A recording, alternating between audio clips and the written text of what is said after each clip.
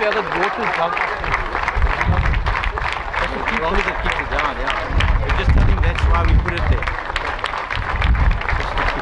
It's just it doesn't blow the bloody jug away with it. Because it's heavy. Could we get a peg of... we've got it like that.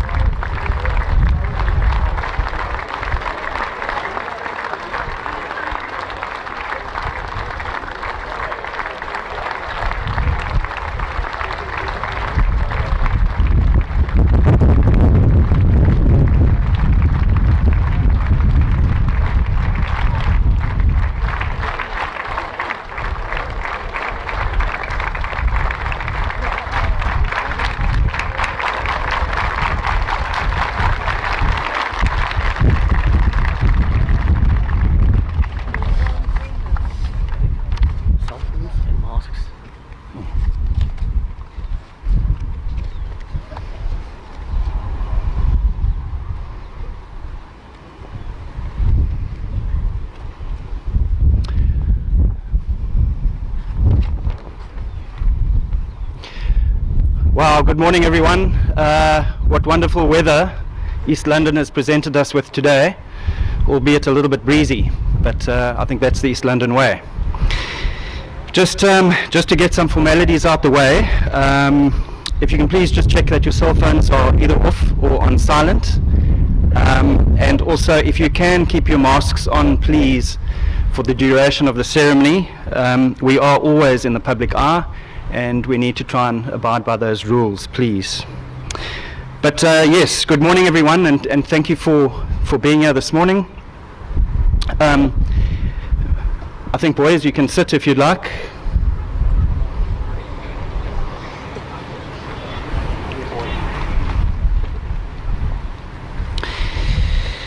On behalf of the governing body, the Headmaster and the staff, I would like to welcome you to the 2021 Selborne College Prize Giving.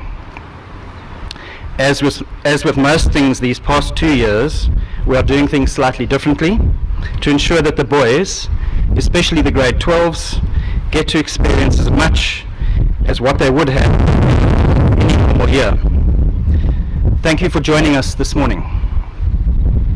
I would like to give a special welcome to our guest speaker, Mr. Max Norman, who is no stranger to many of us, and we look forward to your address a bit later, Max.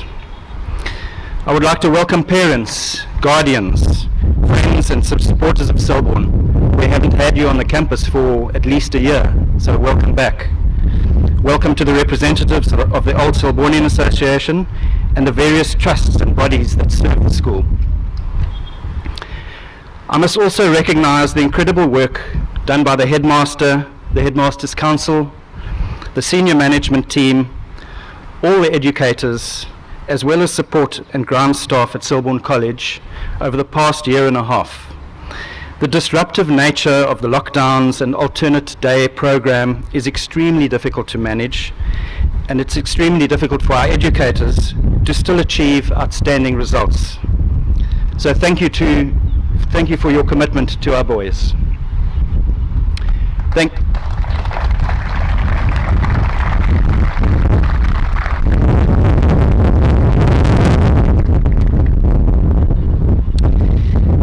you to the parents for your support of your boys when faced with a sudden change in how things are done. There was much anxiety and uncertainty when we were initially faced with what the year was going to look like after last year's lockdown. Lastly, welcome to the young men of Selborne College, and congratulations in advance to the prize winners. We recognise the fact that no matter how gifted the prize winners may be, it takes hard work, self-discipline and commitment to achieve excellent results. The awards being handed out this morning were not only achieved this year, but are a culmination of hard work and dedication to studies over the past several years. We can't all be prize winners, but we should all be striving to be the best versions of ourselves. Be the best you. Better means more than just academic, cultural or sporting achievements, but more importantly, better values and character. I'm going to call on the Headmaster to give us an address, and then we will move into the prize giving. Mr. Dewar.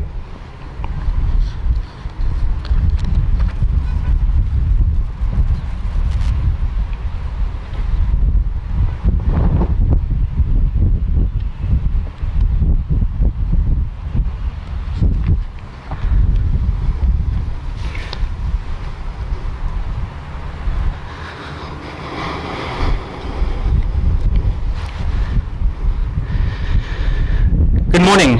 Chairman of the governing body, Mr. Derek Bretsky, guest of honour, Mr. Max Norman, staff, ladies and gentlemen, Old Selbornians, friends of Selborne College, and the young men of Selborne College. The class of 2020 endured a challenging year as we navigated our way through COVID-19, with many disruptions in last year's teaching and learning processes due to the extended lockdowns. The need for alternating day programs certainly rose to the occasion. When the odds were against the learners achieving outstanding results, they showed tremendous determination and grit. Such is the character of a Selbornian, Palmer Vatuti.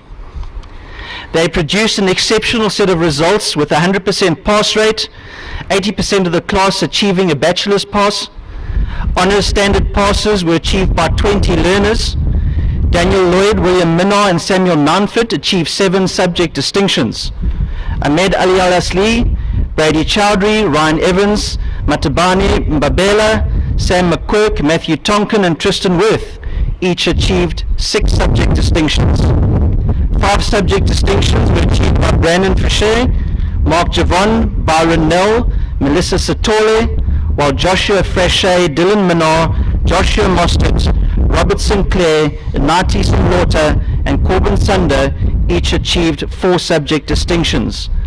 A total of 214 subject A's were achieved from last year's class. Joshua Frachet and Byron Nell each qualified for their full school honours awards after meeting the requirements at the end of the year's NSC examinations. William Minar, a top academic, was invited to attend the Province of the Eastern Cape Regional Results Award ceremony. He received the MEC's award for placing second in the Buffalo City Metro with 5 subjects over 90% with an overall aggregate of 91%.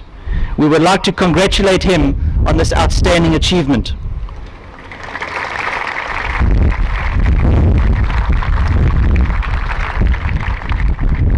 The staff also received certificates for exceptional achievement in their respective subjects. As a school, 100% pass rate was achieved. 100% pass rate for 13 of our 17 subjects was achieved. We also received a special award as the top academic performance school in the East London district because of our 100% pass rate for last year and also through the NSC examinations. The 2021 matriculation class have had much more to celebrate during the course of this year, albeit a limited window of opportunity. They have experienced a slightly more normal holistic school year with much appreciation for the memories that they have formed. Much excitement was shared on the campus when Derby Days versus Queen's College, Port Rex and Merrifield combined took place. We are grateful that the boys could attend a number of these sporting festivals which have taken place over the March and the recent holiday time. Academically, this class have raised the bar. After the September preliminary examinations, 24 honours awards have been achieved by this class during the course of the year. Their results have been simply outstanding. We have no doubt that they have embraced the need to work smart and have developed valuable skills of time management, independent study, and the use of technology. These are all critical skills for a successful tertiary education experience. We wish the class of 2021 all the very best as they embark on their final NSC examinations. The psychosocial mood of the school this past 18 months has been dictated by much sadness due to the loss of family and friends at the hands of COVID-19 virus. Our deepest sympathies and condolences are extended to all those who are closely associated with Selborne College and who have experienced such loss during this time. I applaud the many student bodies of our school who have made significant contributions to lift the spirit of the school and show support to those in need. The prefect body under the leadership of head prefect and custodian Grayling Erasmus have been at the forefront in this regard. Grayling has shown that a positive outlook and the need to help others is greater than the reward of a trophy. The kind gesture of an instant meal and a few snacks to our staff members who contracted the virus was incredibly inspirational to encourage towards a speedy recovery. Grayling has certainly led his peers proudly and with distinction. After taking a firm stance, coupled with empathy and sincerity when required, Selborne College is grateful to Grayling and his prefect body as they have shouldered the responsibility and led their learner body through a very difficult period masterfully.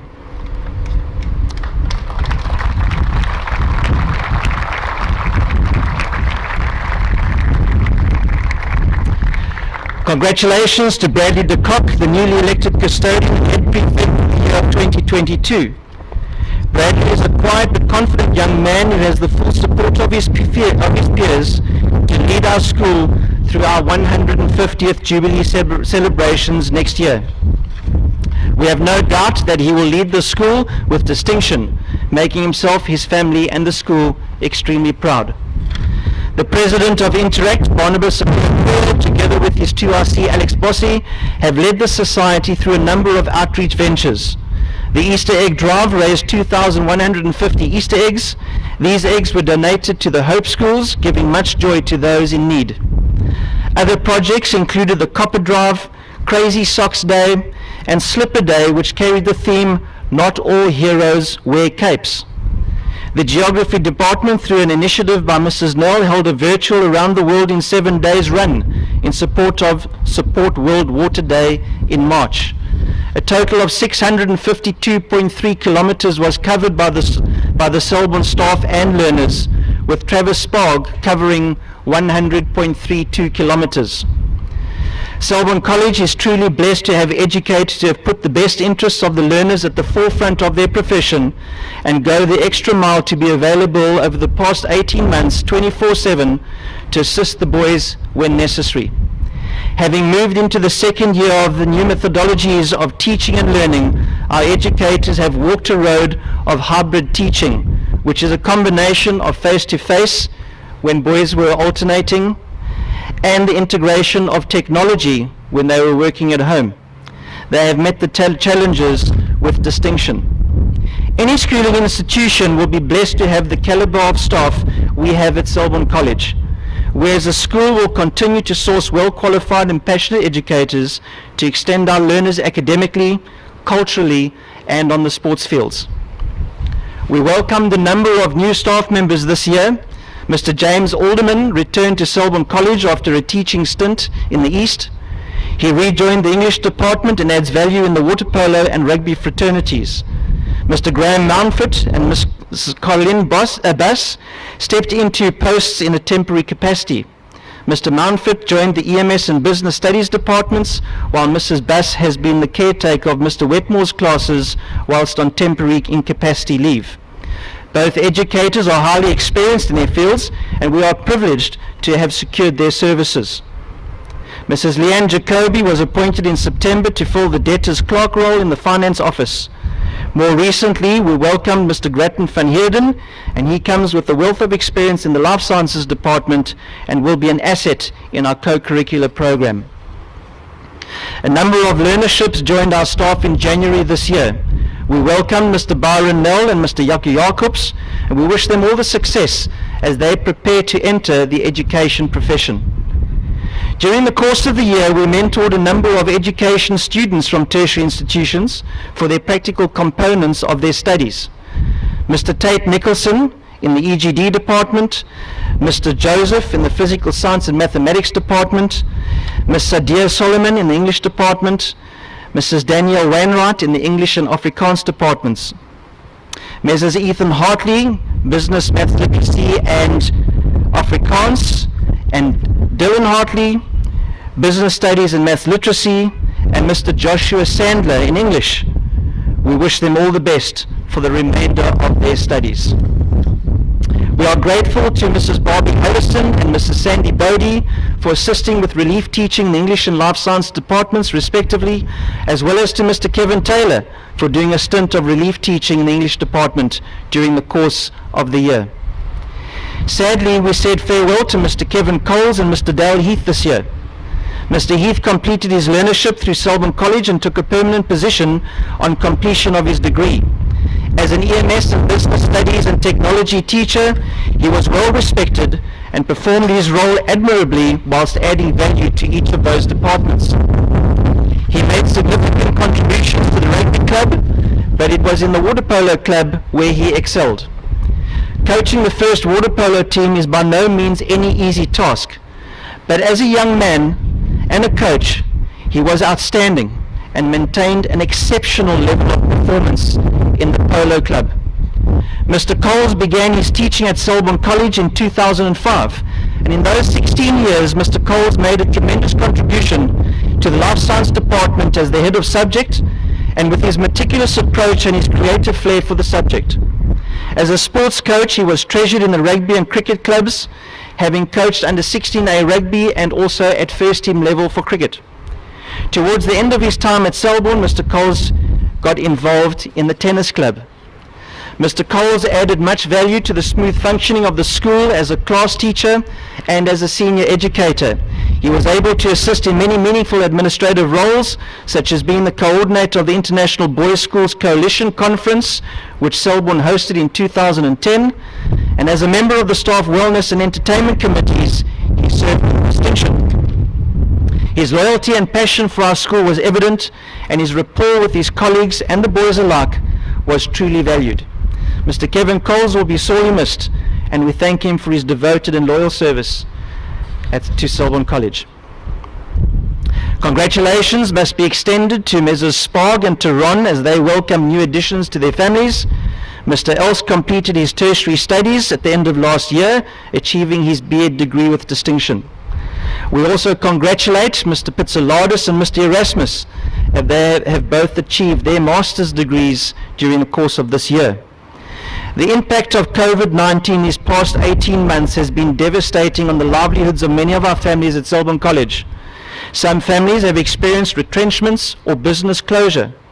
The school has taken into consideration these socio-economic challenges when preparing budgets for each year. The budget increase this year was at 4.6%. Thank you very much to the families who met their commitments to school fees or have been in contact with the finance department regarding the challenges that they may face. New elections to the governing body took place in March of 2021. This process took the form of an online voting system. After receiving the 9 nominations, which we needed at least, there was no need for an election. Congratulations to Mrs. Derek Boardman, Justin Lang, Mark Hounsell, Dan Taylor, and Dr. Bevan Chowdhury, together with Mesdans Anari Stander and Wendy Stegman. Mr. Bretsky was re-elected as the chairman of the governing body, with Mr. Carl Miller as the vice chairman. We thank Mr. Bretsky for once again leading the governing body with distinction through these extremely challenging and uncharted waters. My sincere thanks are extended to the governors for their eagerness to serve our school and to pave the way towards further progress and attaining our strategic objectives. Projects such as the installation of the optic fiber cables connecting our major sports facilities will allow for future live streaming of sporting events. The approval of a second computer laboratory will enhance the capacity of our school to educate our boys in the use of technology during the current 4th Industrial Revolution. The upgrade of the Norton House ablutions, kitchen and dining hall were long overdue, while the hostel's computer lab has had a major upgrade. The constant upgrading of facilities is crucial to benefit our Selbornians, as well as the need to provide top-class facilities. Mr. Justin Lang ends his tenure of the governing body as his son James matriculates at the end of this year. Mr. Lang has served this body with distinction, and we thank him for his involvement, willingness to assist in any way, and his unconditional support of the body and Selborne College. The Whippet Trust was rocked this year when stalwart Mr. Mervyn Javon sadly passed away.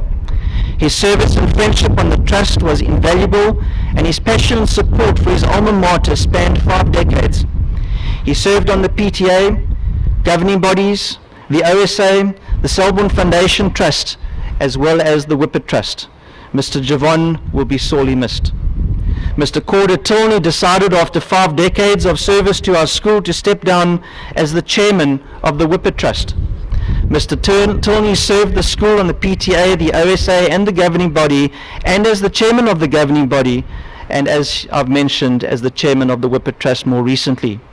We are extremely grateful to Mr. Tilney and to the late Mr. Javon for their unconditional and passionate support of Selborne College. New members to the Whippet Trust include Mr. Andy Reeves, elected as the chairperson, Mr. Steve Bruce in finance, and Mr. Pierre Tilney. We wish them all the best for their roles as trustees.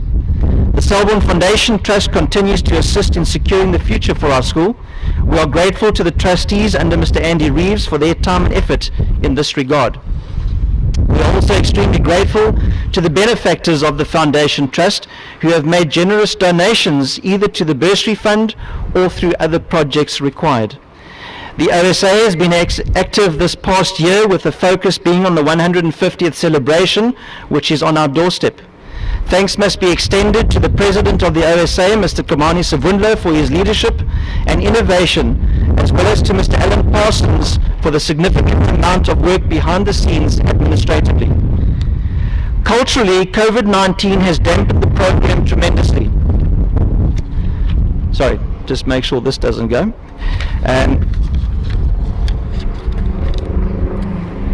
However, the Drama Club held weekly workshops at the start of the year to encourage participation.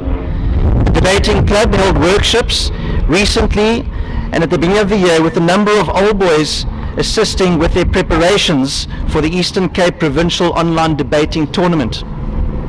Sinonalelwa Modose was selected to represent the Eastern Cape debating team for the upcoming Nationals, and we wish him well.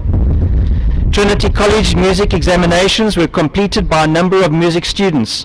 Sambasiwe Nanto achieved a distinction for his grade 5, and Yun Chin Chang achieved a distinction for his grade 7, and Matthew Goldblum for his grade 6 examinations. Alexandros Perillis achieved a distinction for his grade 8 Trinity Rock School examination.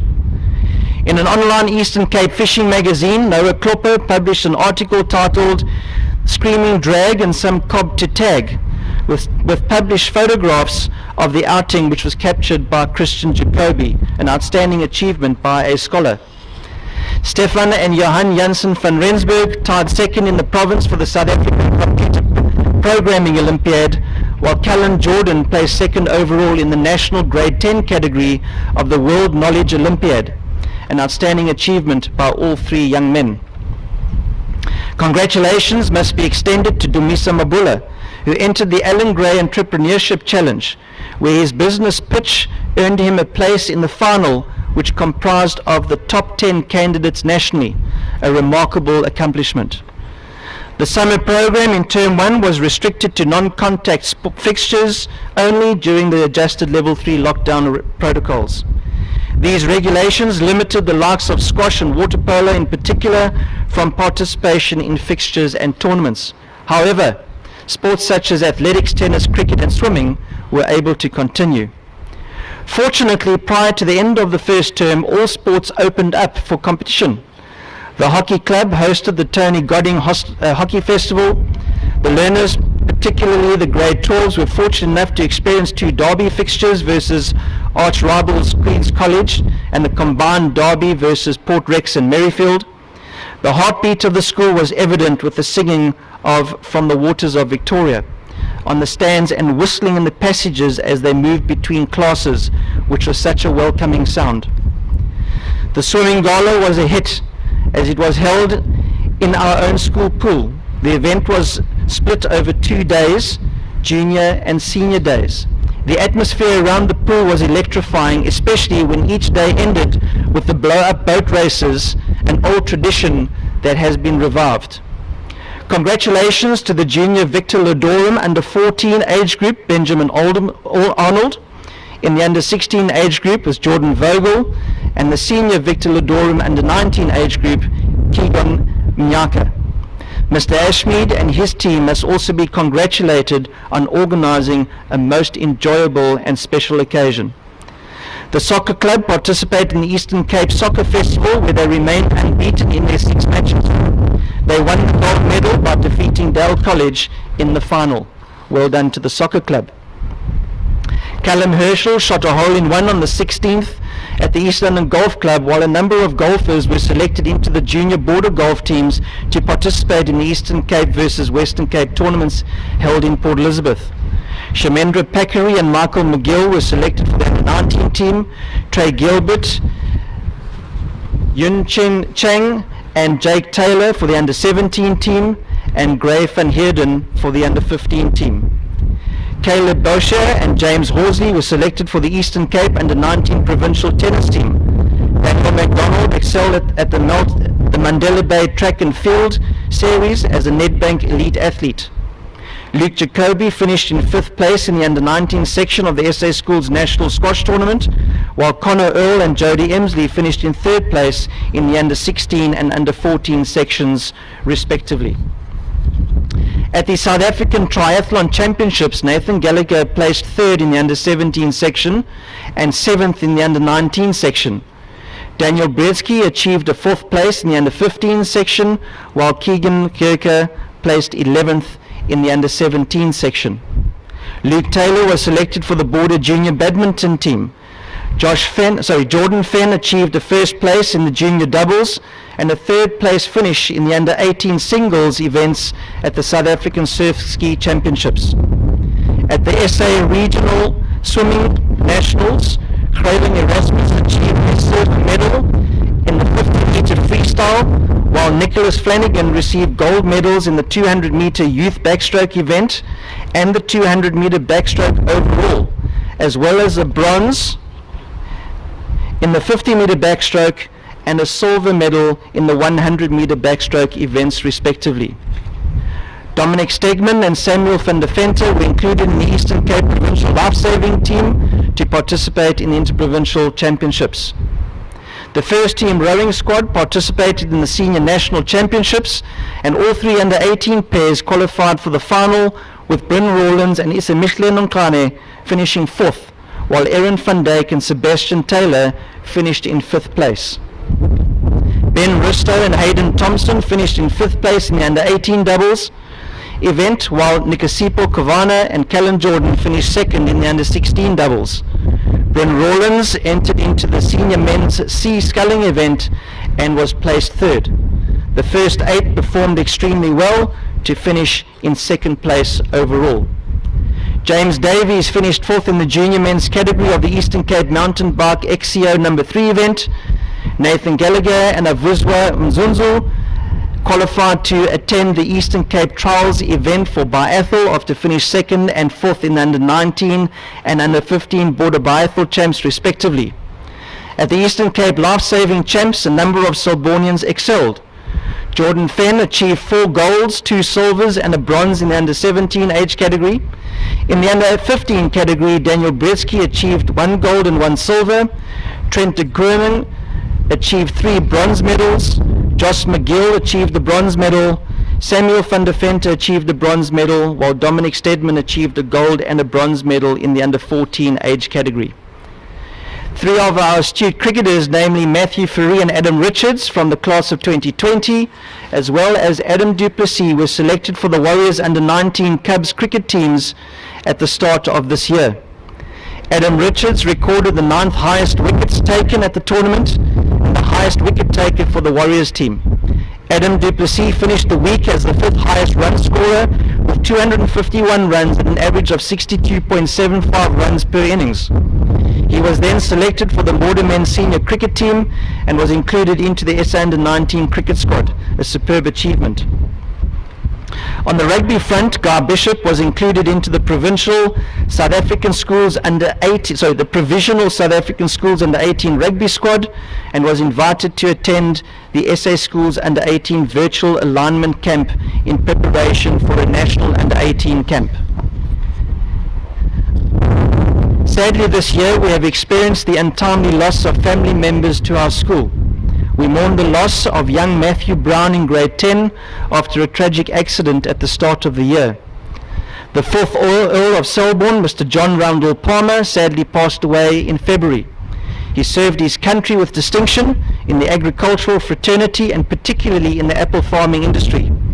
As a renowned philanthropist, he was a respected and proud supporter of Selborne College. His son, William, succeeds his father as the 5th Earl of Selborne, and we wish him all the best as he shoulders the responsibility of this crucial role. Earlier this year, we sadly lost one of our hostel support staff, Ms. Dayamani, after a short but terminal illness. Ms. Dayamani was respected and loved by the hostelites and staff alike and served Norton House diligently. Our condolences are extended to her family. More recently, however, Mr. Elliot Beliso passed away suddenly. He was an integral member of our estate team and served the school passionately for the past 9 years. He was loyal, always friendly, and willing to help wherever he was required to. He will be sadly missed and by all on our campus. May they all rest in peace. My deepest gratitude must be extended to the administration, the hostel, the estate, and the academic staff for the unwavering support and commitment to our school, and in particular being committed to the best interests of the young men of Selborne College. This year has once again presented its own challenges.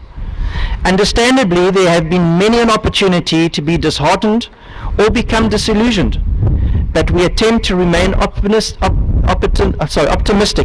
and hopeful for a sense of normality on our campus soon.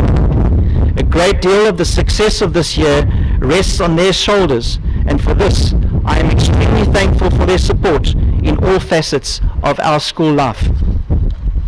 The grade tutors and their class teachers have shouldered an enormous responsibility this year due to COVID absentees and managing the test and examination processes together with Ms. Harris.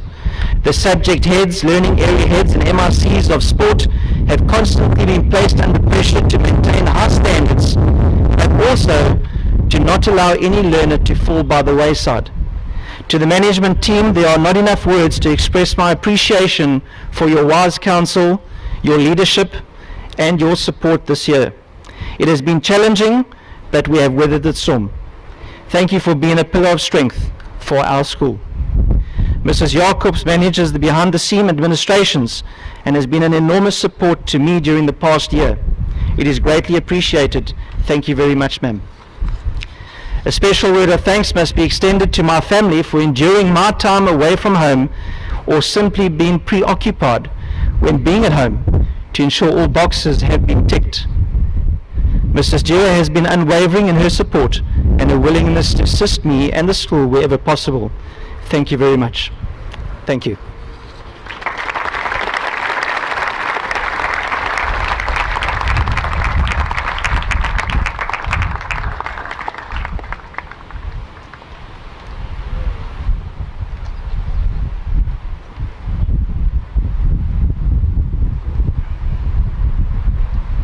Thank you, Mr. Dewar. All right, we're moving on to the presentation of awards. Just a message to the award winners: when you do come up, if you can just punch fists rather than a handshake, just to stay within COVID protocols.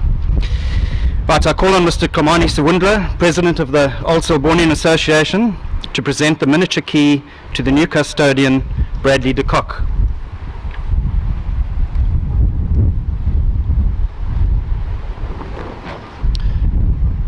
Bradley.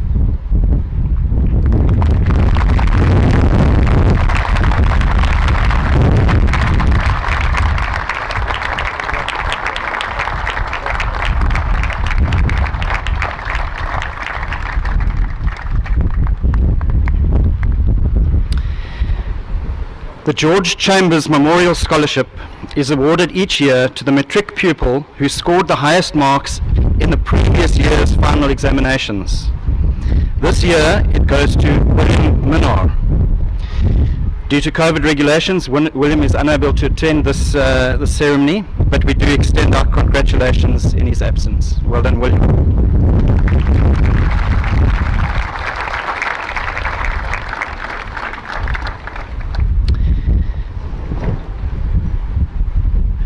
For this next award, if I can ask you to clap after I've announced the 5 names, please. I ask Mr. Dewar to present the Crew Scholarships to the top 5 pupils in grade 12. In alphabetical order: Riley Devan, Travis Haywood, Keegan Nyaka, Alexandros Peroulis, and Chris Sajan.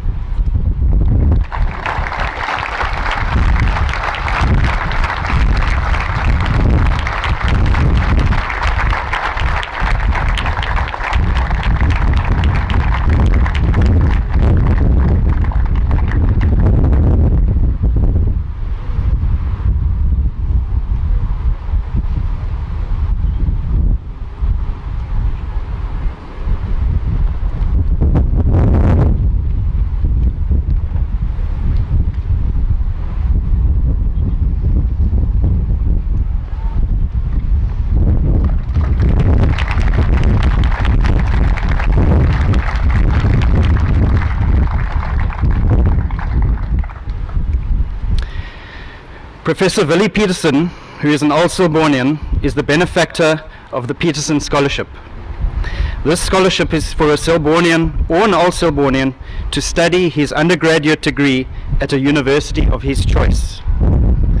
This year, the recipient of the Peterson Scholarship is Riley Devan.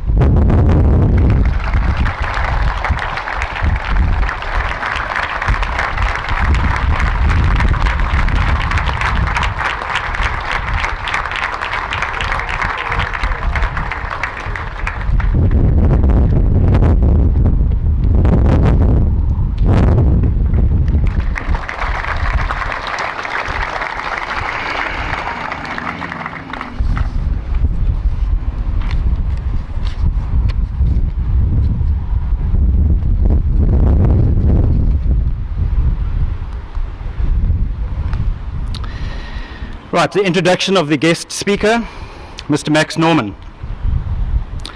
It is truly a privilege for me to introduce with much fondness our guest speaker, Mr. Max Norman. He hardly requires an introduction, but here are some brief highlights. Mr. Norman matriculated at Muir College in Uitenhage in 1971.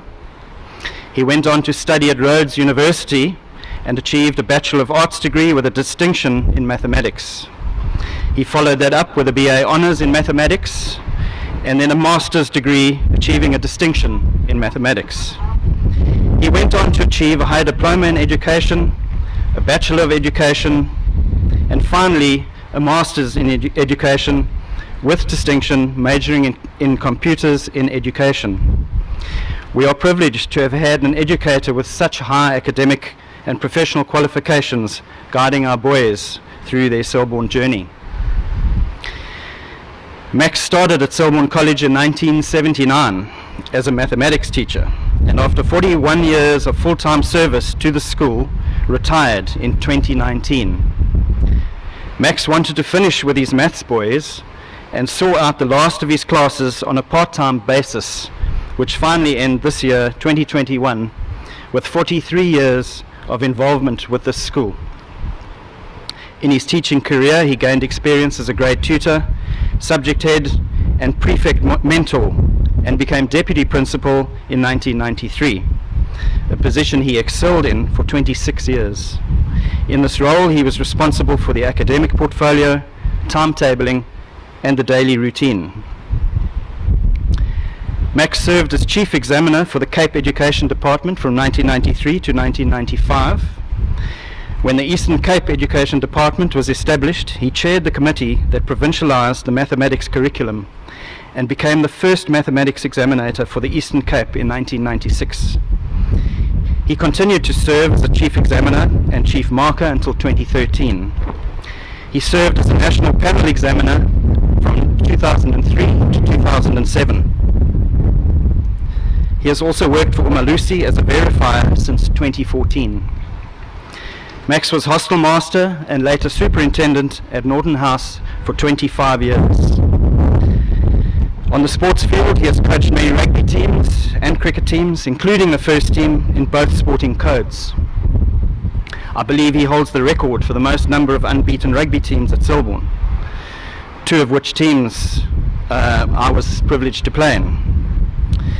He was declared an honorary old boy and was awarded a Palmer Virtue for service to the school in 1986. When Max served on the governing body and a new project or idea was being discussed, he always asked this question: how does this benefit the boys at Selborne College?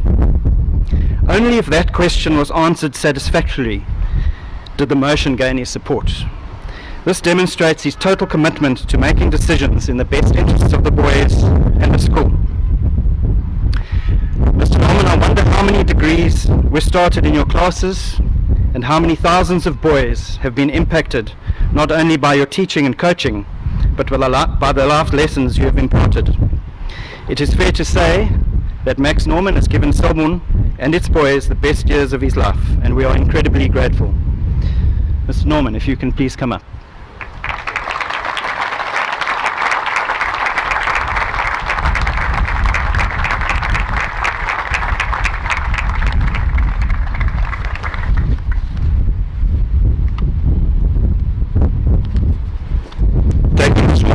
means I had to shave this morning.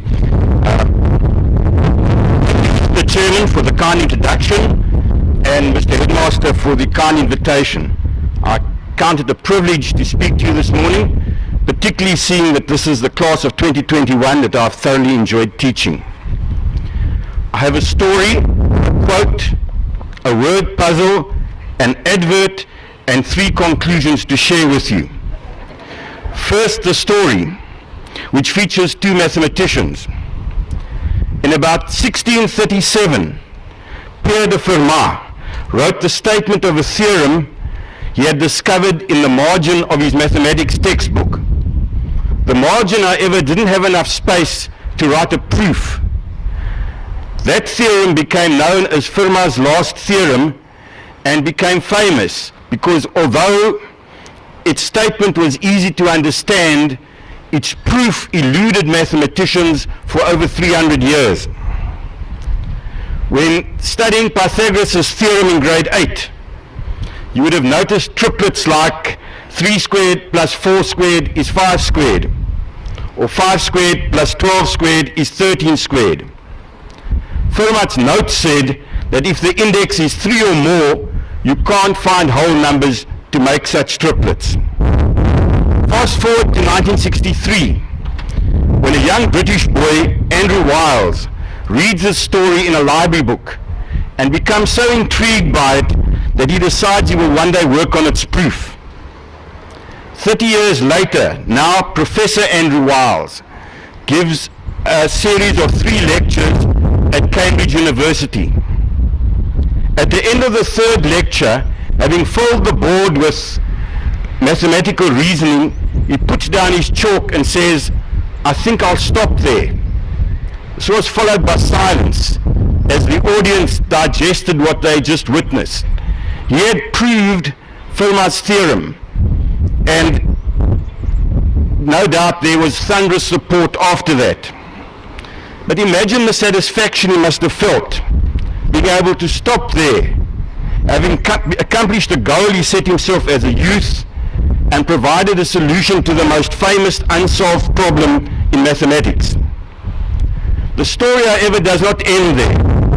The proof consisted of over 200 pages of new mathematics and had to be checked by his colleagues, who found an error. It took Wiles another year to finally fix the flaw in his proof and enjoy the rewards of his accomplishment. When asked about this in an interview, he described the joy of the moment of insight when he saw and realized how to fix the proof. He also commented that what makes one successful in mathematics is accepting that being stuck and making mistakes is part of the process, and so persevering.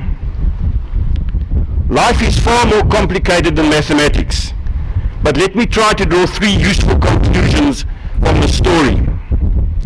Conclusion number 1, appreciate special moments in your life. Mathematics is enjoyable because every time you solve a problem, you have a feeling of accomplishment. Such moments also occur in real life.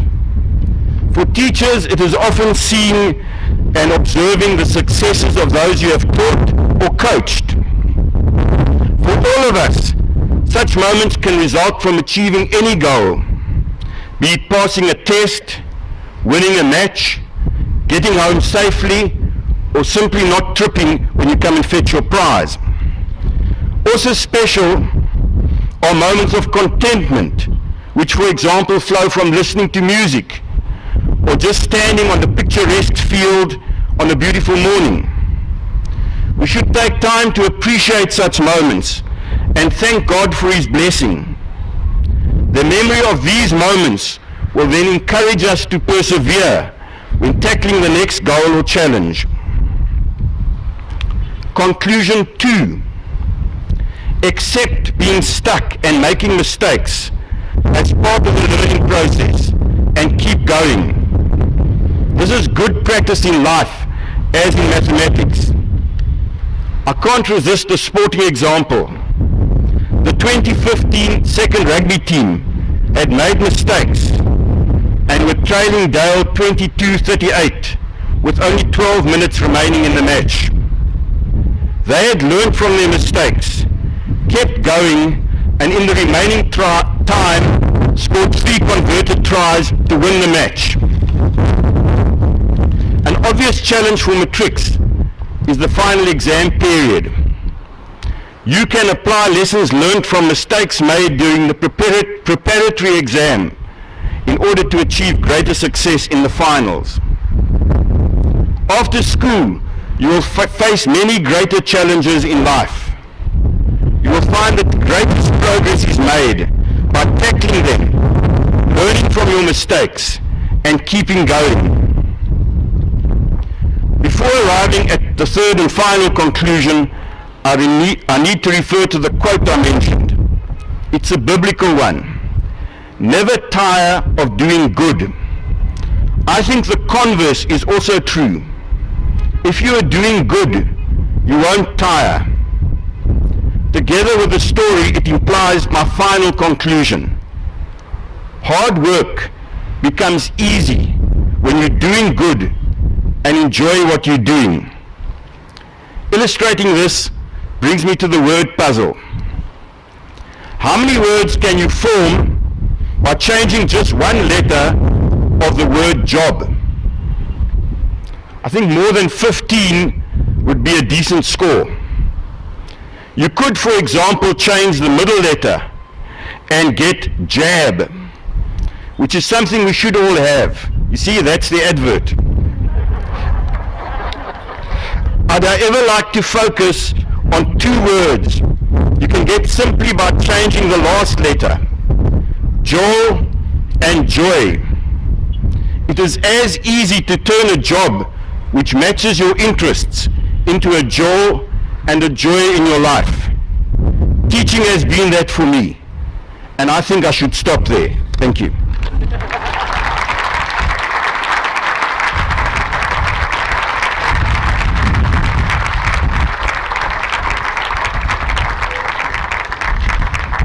Thank you, Max. That's pretty hard to beat. There will be a formal vote of thanks to you in a short while. I call on Mr. Pete Kutsia to start the award ceremony.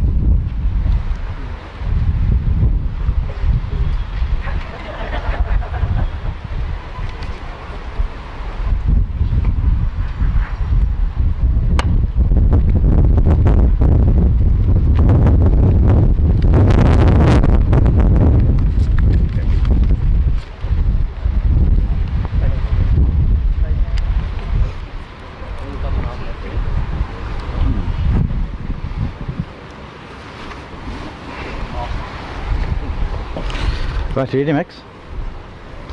Right, grade 8s.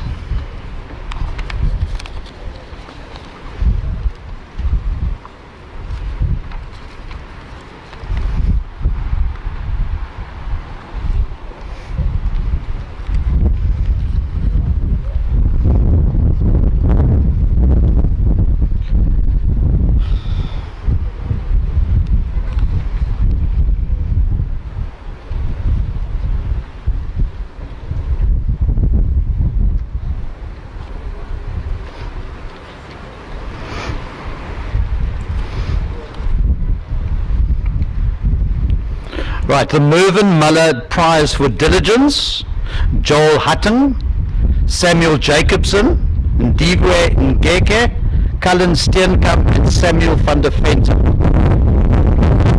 Just waiting till I call out your names, okay?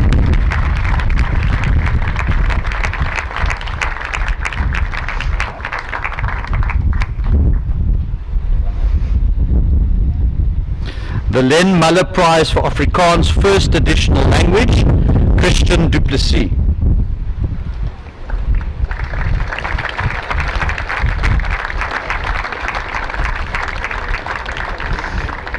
The prize for isiXhosa First Additional Language, Kokwanya Tsuma. The prize for 8th and grade 8, Reese Waite. The prize for Mathematics Shared. Just wait, come. The prize for 7th in grade 8, Vusasela Sakiti.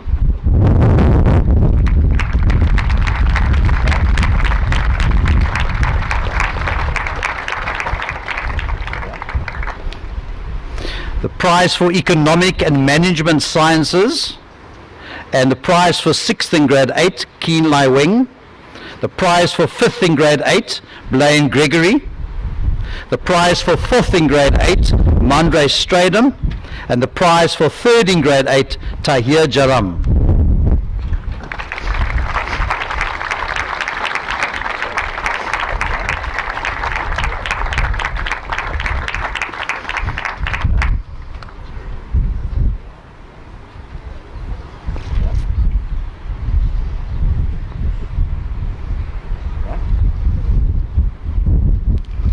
The Alexander Clark Memorial Prize for English Home Language, and the prize for 2nd in grade 8, Joel Velikazakil.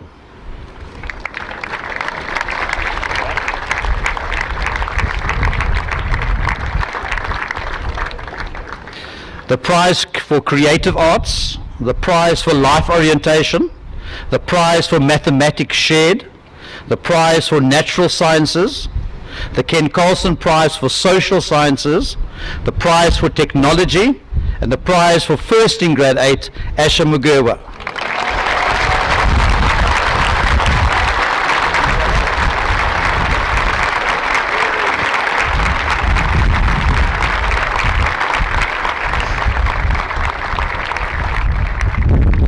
Grade 9.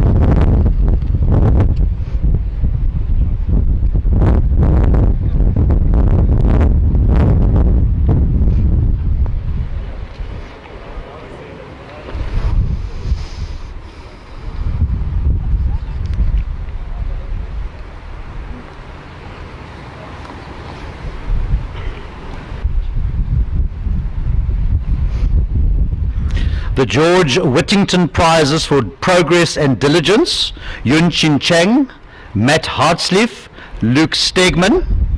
The prize for Creative Arts, Ntando Masoko, and the prize for isiXhosa First Edition Language, Ntando Masoko. The prize for Technology Shared, Adam Lloyd. The prize for 8th in grade 9, Daniel Brietsky. And the George Whittington Prize for Progress and Diligence, and the prize for 7th in grade 9, Marlon John Thomas.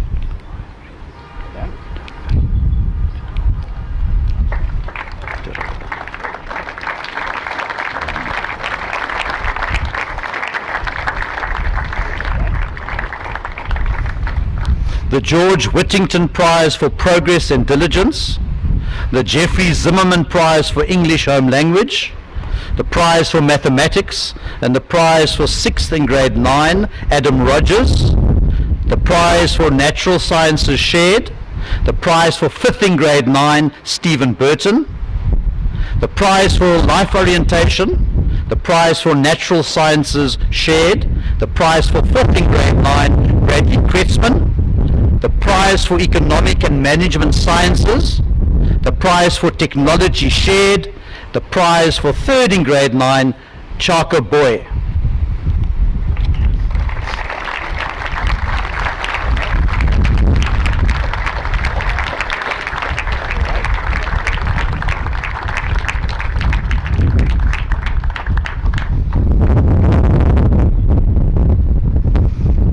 Prize for 2nd in grade 9, Chigozi Ivanatora.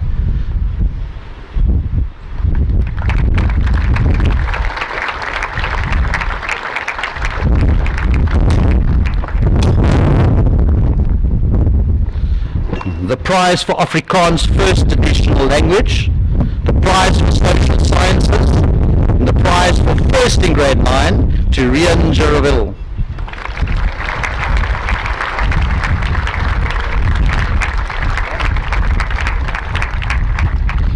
Grade 10s.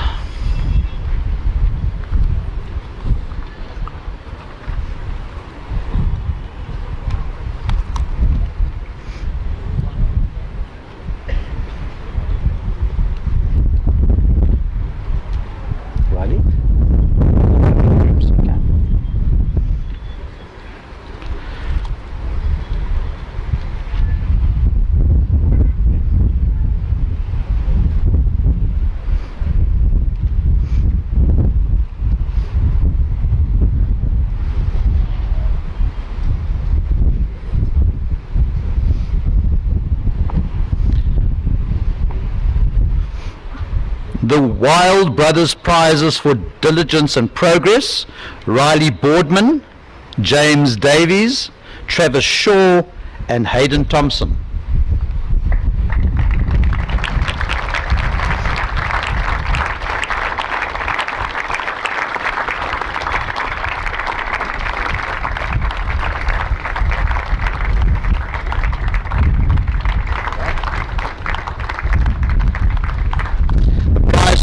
Promising vocalist, Luton Dama.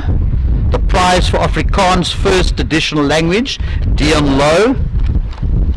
The prize for business studies, Zuko Poswa. The prize for computer applications technology, Onako Mkweni. The prize for engineering, graphics and design, Ike Wang. And the prize for isiXhosa first additional language, Latita Majuza.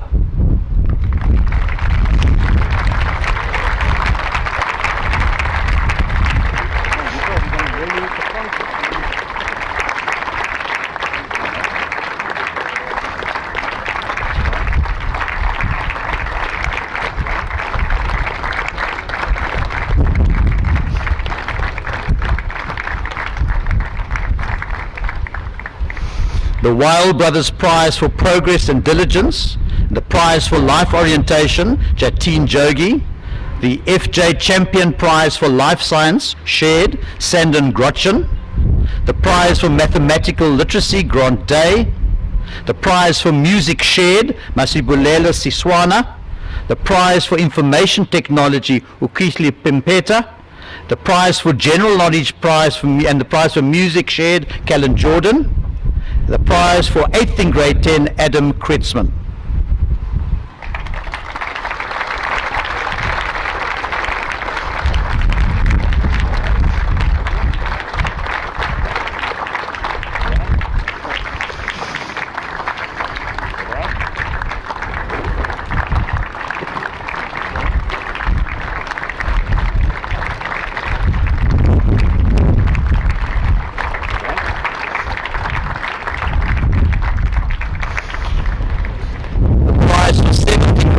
Jaden Marie, the prize for 6th in grade 10, Luconia Barnabas, the prize for 5th in grade 10, Ryan Close, the FJ Champion Prize for Life Science, shared, and the prize for 4th in grade 10, Bryn Rawlins.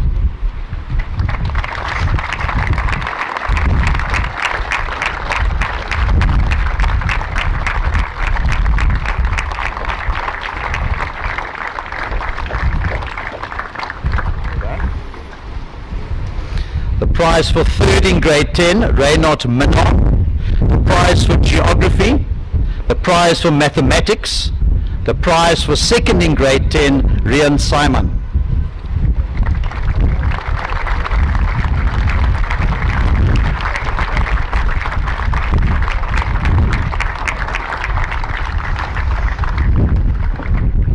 The Grant Thornton Prize for Accounting, the Martin Hartley Memorial Prize for English Home Language, the David Tepper Memorial Prize for History, the Tim Harvey Memorial Prize for Physical Science, and the prize for 1st in grade 10 goes to Joshua Carr. Unfortunately, he's not with us today.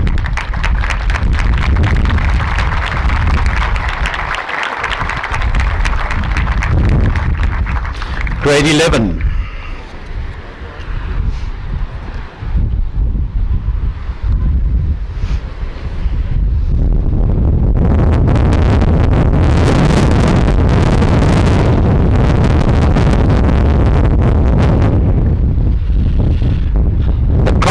Prizes for Diligence, Geordie Bishop, Carl Huzay, Nico Malchas, Bryce Puchett, and Sebastian Taylor.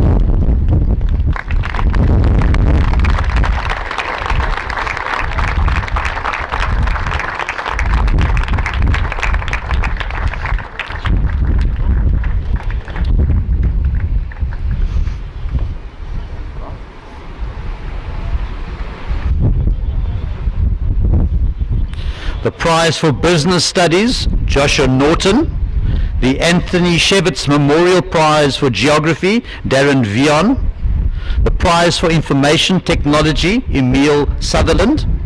The prize for isiXhosa First Edition Language, Senkwaba Vellum. And the prize for Visual Art, Liam Jean-Pierre.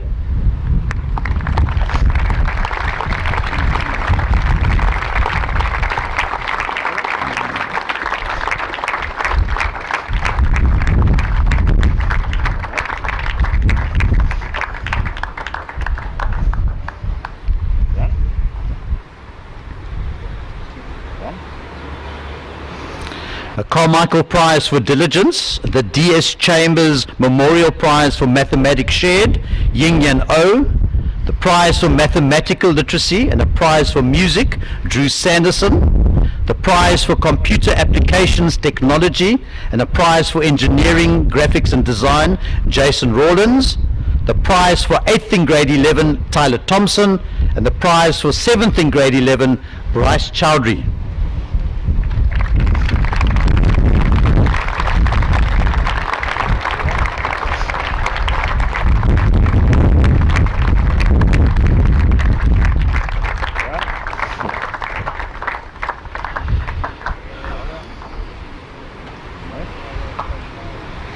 The prize for 6th in grade 11, Luke Jacoby. The prize for 5th in grade 11, Nchavin Gorby. The prize for 4th in grade 11, Timothy Morrell. The prize for 3rd in grade 11, Bradley de Kock. And the Don John Norton Prize for Life Sciences. And the prize for 2nd in grade 11, Keegan Worth.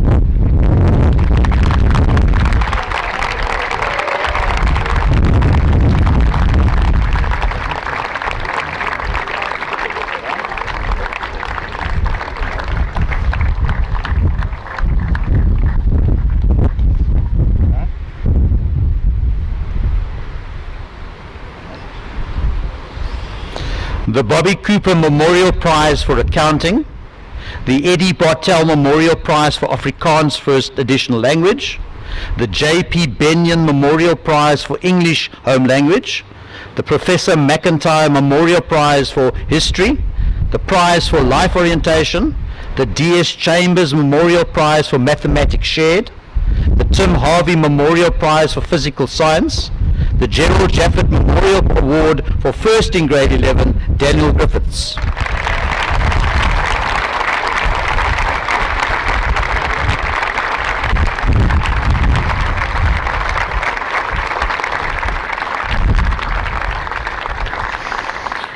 Right, grade 12, group 1.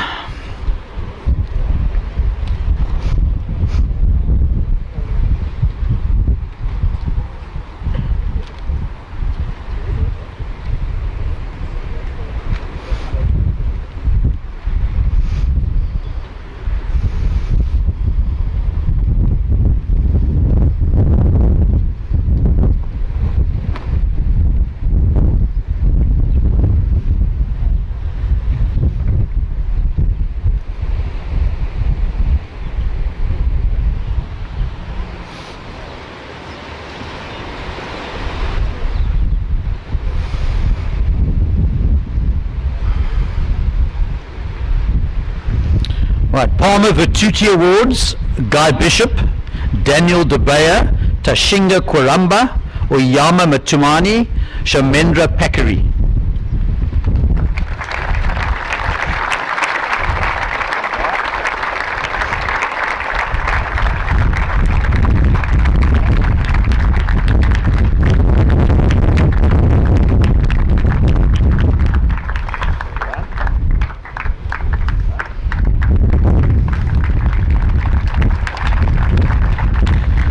Prize for Business Studies, Joshua Akrazi Boteng. Prize for Computers Application Technology, Matthew Betzer. The Prize for Mathematical Literacy and a Palmer Virtuti Award, Daniel Deutschmann. An Honours Award for Swimming, Nicholas Flanagan. A Palmer Virtuti Award and an Honours Award for Cricket, Adam Duplessis. A Prize for Visual Art, an Honours Award for Academic Achievement, Nicholas Janssen van Rensburg, a Hellman Prize for Diligence, and an Honours Award for Academic Achievement, Lisakanya Makwetu and Luke Pankratz.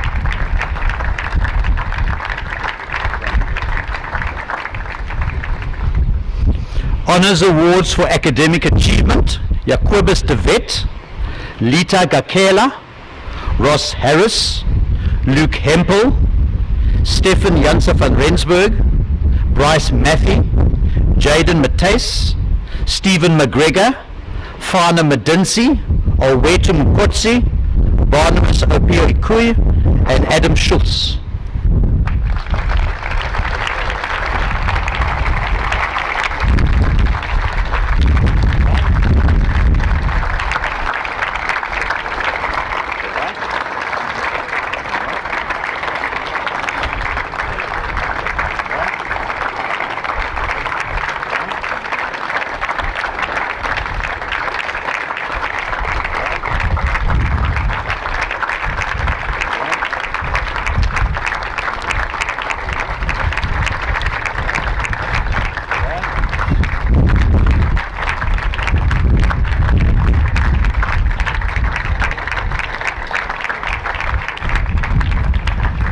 Group 2.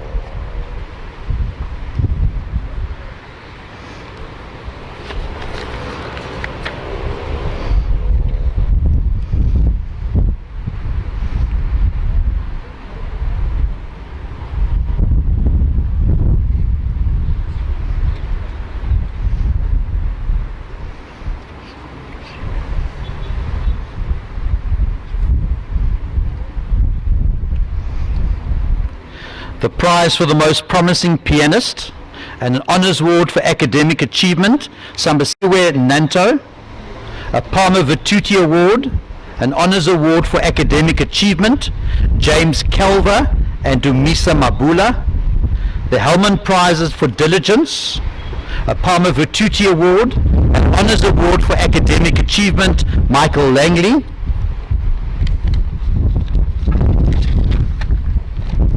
prize for most promising woodwind player, the Hellman Prize for diligence, the Arno van der Westhuizen Trophy for engineering, graphics and design, an honours award for music, and an honours award for academic achievement, James Fletcher.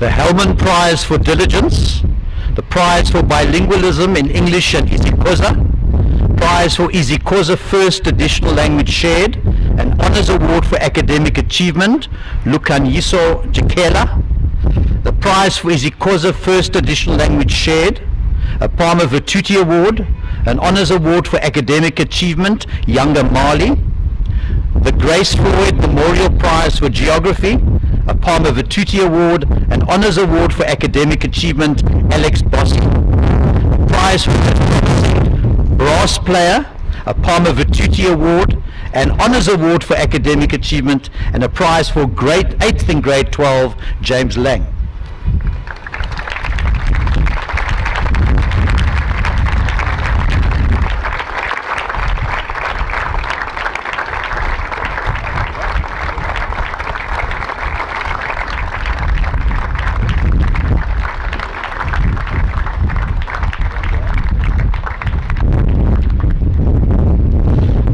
Perry Prize for History, shared, the Palmer Vituti Award, an honours award for academic achievement, and the prize for 7th in grade 12, Adam Tonkin, the George Smith Prize for Afrikaans first additional language, a Palmer Vituti Award, an honours award for swimming, an honours award for academic achievement, and the prize for 6th in grade 12, Grayling Erasmus, the prize for information technology, the Muzz Prize for all-round achievement, a prize for music, the W.J. Wren Prize for physical science, an honours award for music, an honours award for academic achievement, and the prize for 5th in grade 12, Alexandros Pourelis.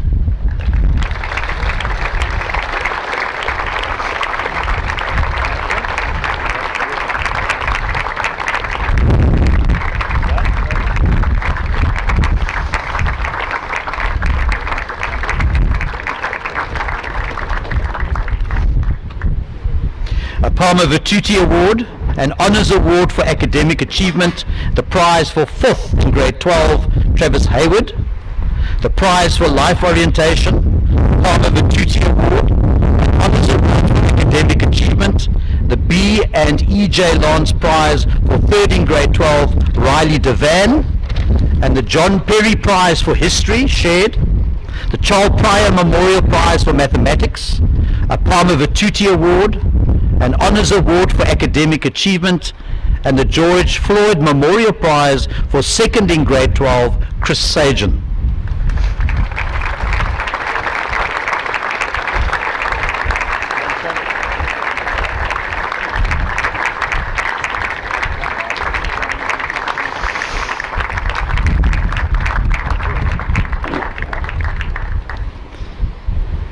The T.M. McFarlane Prize for Accounting, the Trevor Webster Prize for English Home Language, the J. Midlane Prize for Life Sciences, the Prize for Bilingualism in English and Afrikaans, a Palmer Virtuti Award, an Honours Award for Academic Achievement, and the Centenary Prize for 1st in grade 12, Keegan Manyaka.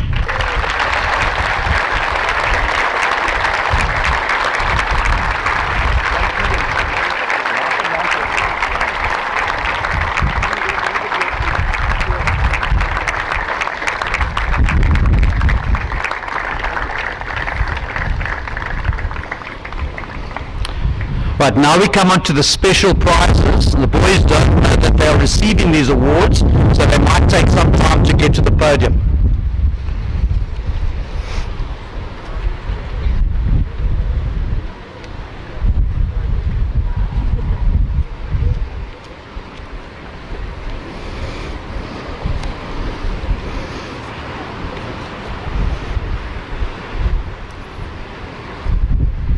Right. The Joshua Giddy Trophy for First Aid is for the learner who clocked the most hours in rendering service to the First Aid Club, and it goes to Michael Langley.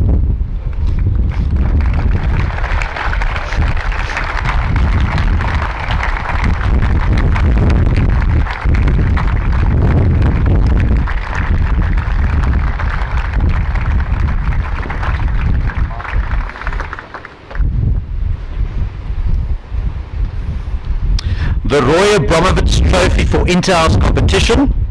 A wide variety of activities take place on an interhouse basis. The Roy Abramovich Trophy for Interhouse Competition is awarded to the house who has done the best overall. This year the trophy goes to Full House. Can Simon Yen Kloko collect the trophy?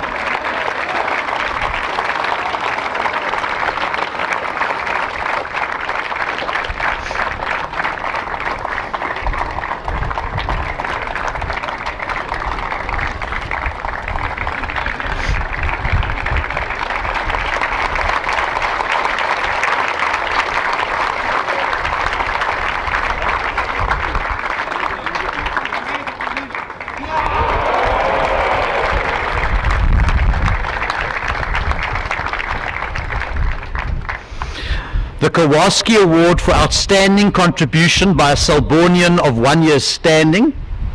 During his first year at the school, this grade 10 learner has made outstanding use of his opportunities after returning from homeschooling.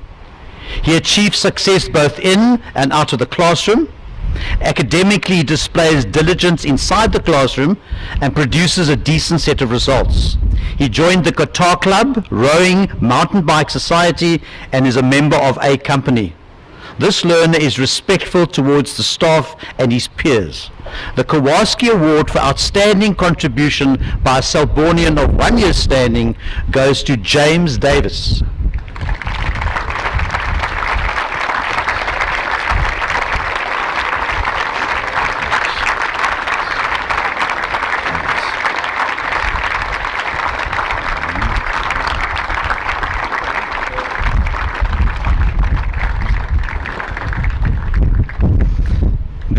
Mr. Barnes Prize for Curiosity and Tenacity, capped by enthusiasm, is awarded to a grade 10 pupil who displays all these qualities. Ryan Simon.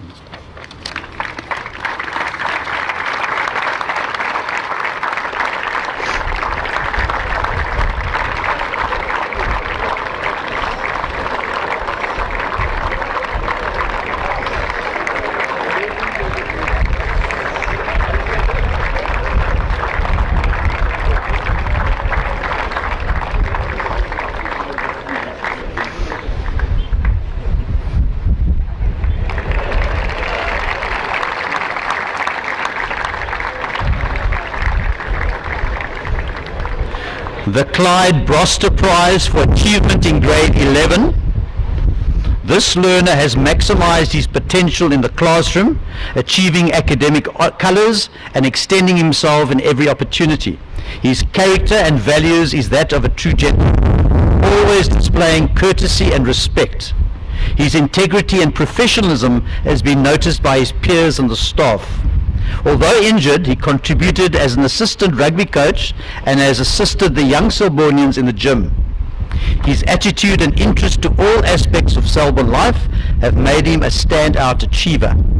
The Clyde Broster Prize for Achievement in Grade 11 is awarded to Nishavan Gorby.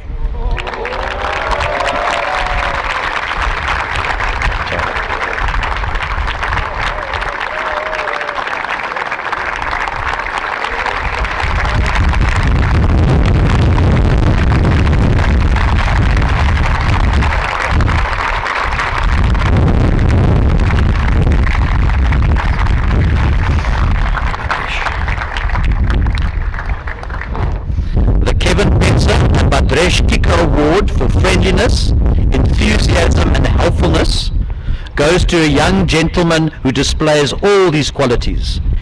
Ilan van Emenes.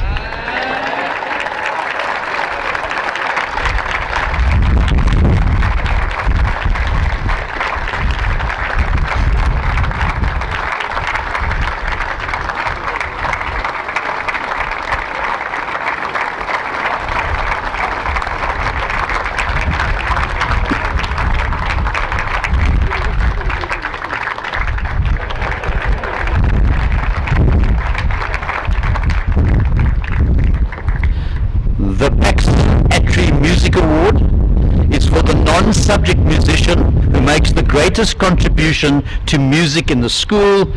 The award goes to James Lang.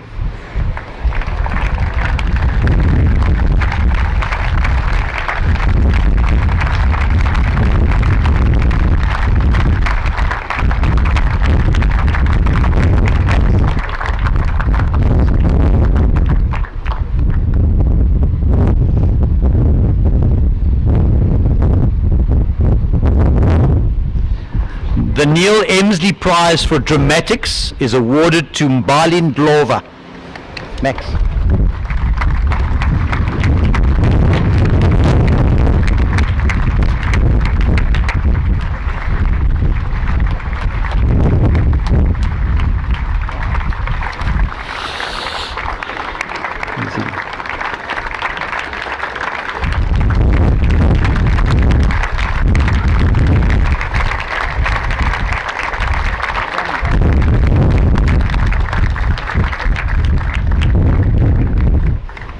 The Peter Coetzee Prize for Enthusiasm and Consistent Achievement in History is awarded to Travis Hayward.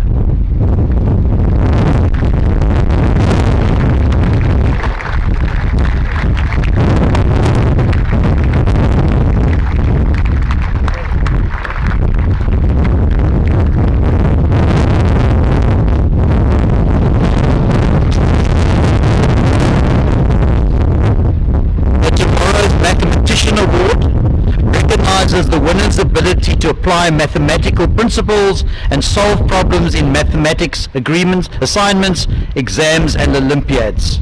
It goes to Travis Hayward.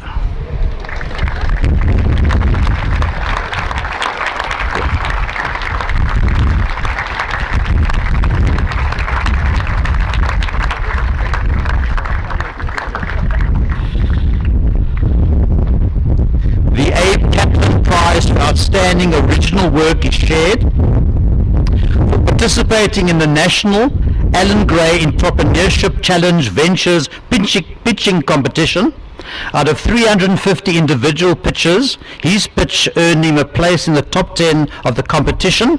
The Abe Kaplan Prize for Outstanding Original Work is awarded to Demisa Mabula. This learner produced electronic music and designed a website for Greek Orthodox churches across the world for live streaming purposes. The Abe Kaplan Prize for Outstanding Original Work is awarded to Alexandros Pourillis.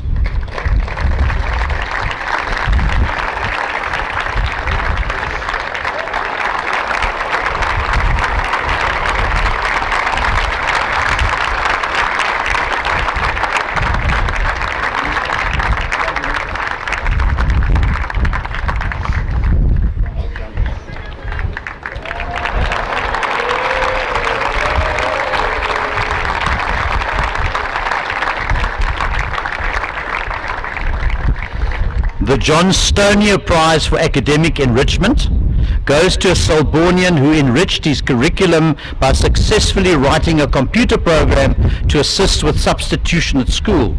He has also designed a website for Greek Orthodox churches across the world to live stream electronic music. Alexandros Pourillis.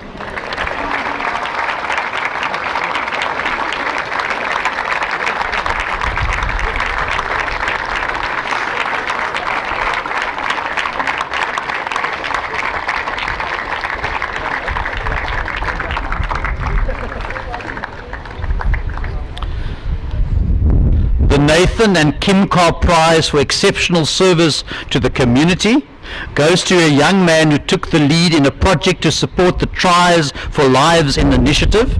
His conviction in leading the team is playing for significance and not just success earns him this award.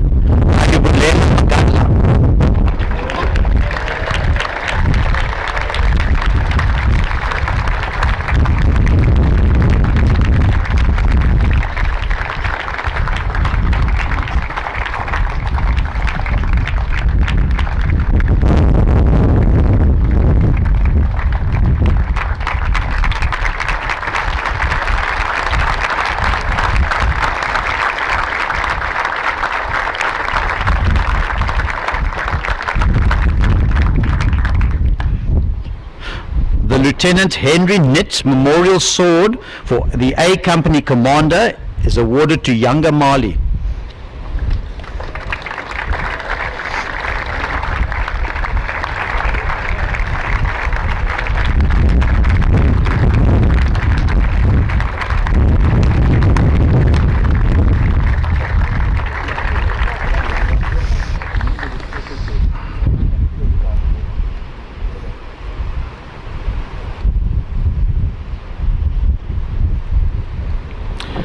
The Toys Norton Sword of Honor for the Old Guard Commander is awarded to Riley Devan.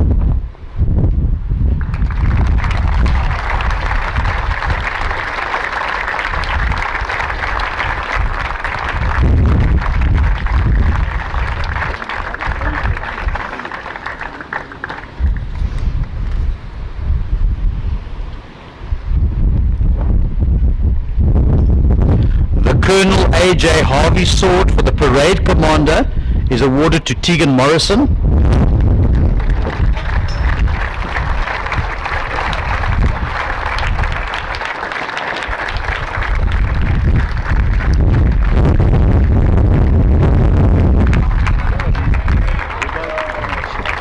What you did? Good one.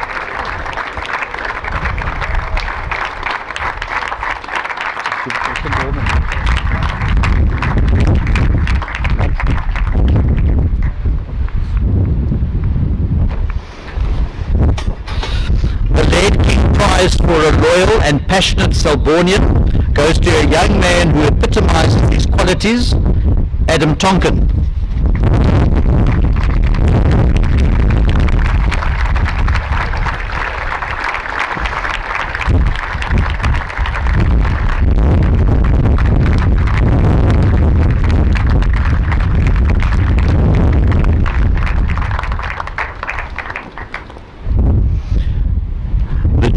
Giuliano Ventresca Cup for Good Fellowship. This award recognizes the recipient's friendliness, courteousness, good humor, and ever cheerful demeanor. He serves his fellows in many areas and is a good friend to both junior and senior members of the school community. He is a good fellow in the truest sense of the word. The Giuliano Ventresca Cup for Good Fellowship is awarded to Barnabas Opio Ikuya.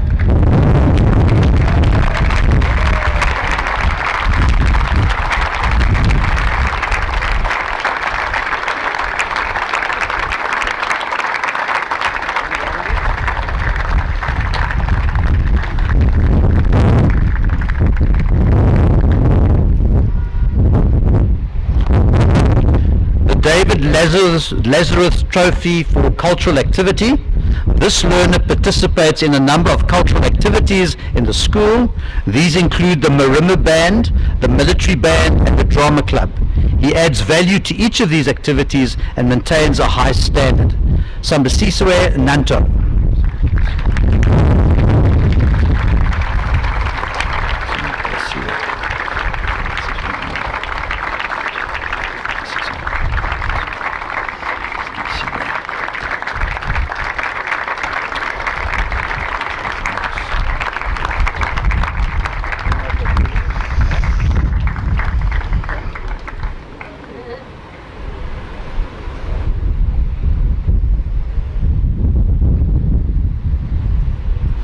The Anna O'Connor Trophy for the most outstanding cultural achievement. This learner received grade 8 with distinction in the Rock School Trinity exam for electric guitar. Alexandros Perillis.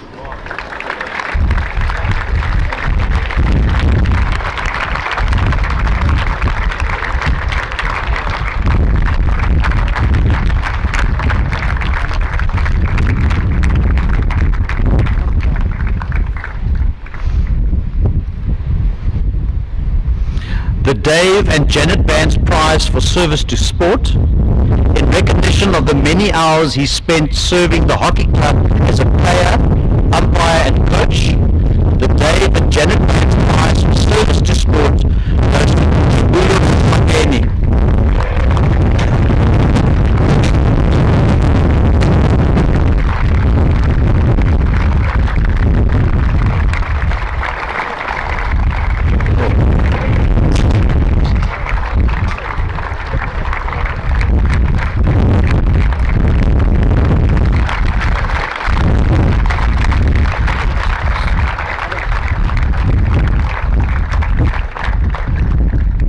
The Mazars Accountants Trophy for Progress in Sport is awarded to a sportsman whose commitment, positive attitude, fitness and skill was such that he during the course of the cricket season worked his way up from the 3rd cricket team to the South African under-17 training camp. Bradley de Kock.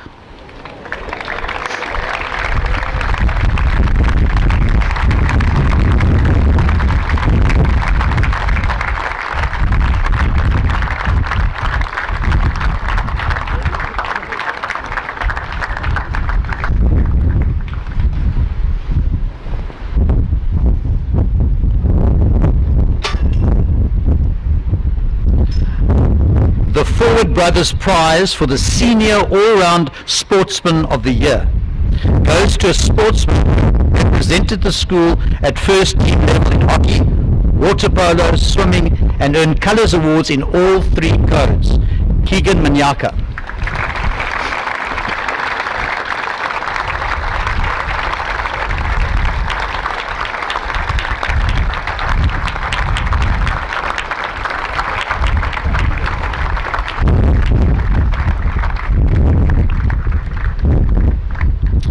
Anthony Abdo Memorial Prize for Sports Leadership goes to a sportsman whose outstanding play and effective leadership played a significant role in the success of the first rugby team. Ayubulela Magadla.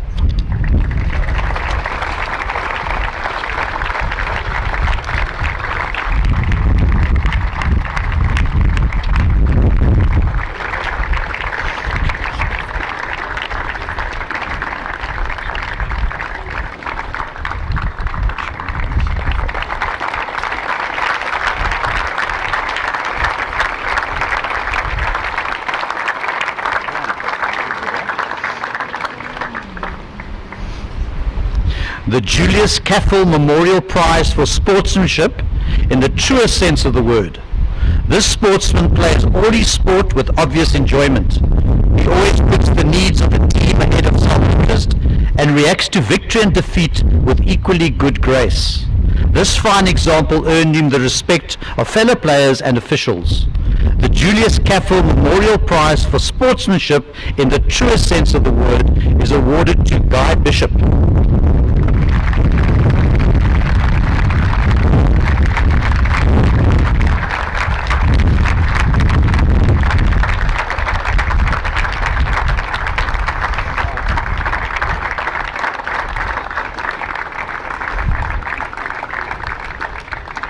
The Phillips Cup for the Sportsman of the Year, non-school sport. This award recognizes the most outstanding sporting achievement of the year in a non-school sport. This prize is awarded to a young man who has excelled this year in life-saving as well as surf ski events at national level. He performed well in the Fish River Canoe Marathon, as well as achieving a third place in the under-18 singles and a first place in the junior doubles event at the South African Surf Skis Championships. Jordan Fenn.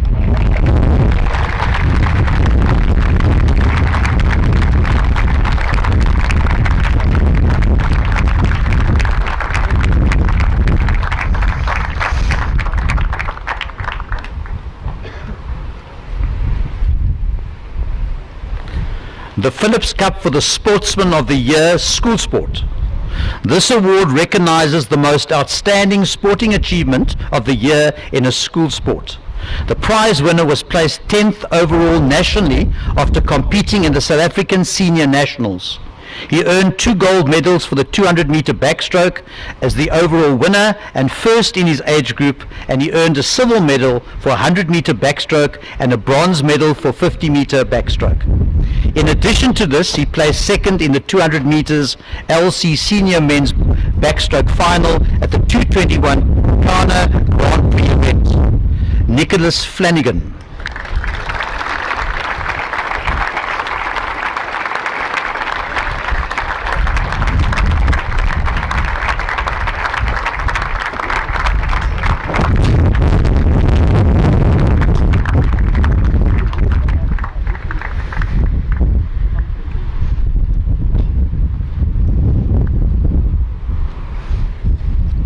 The Alan Barker Prize for Excellence in Academics and Sport.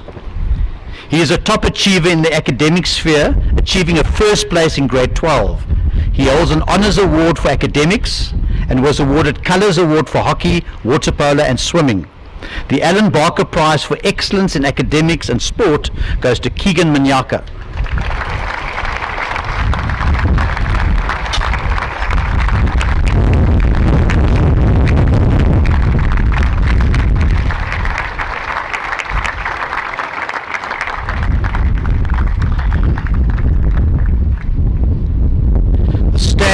Memorial Prize for service to the school. He has over the entire year served the school and wider community in many ways. He took the lead in projects which supported a variety of charities and assisted at many school functions. He served on the dance committee in grade 11, was always a member of the first aid, performed the role of project manager as a member of Interact, and was very effective and a very effective prefect. He was awarded a Palmer Virtuti Award for his unselfish service. The Stan Loans Memorial Prize for service to the school is awarded to Domisa Mabula.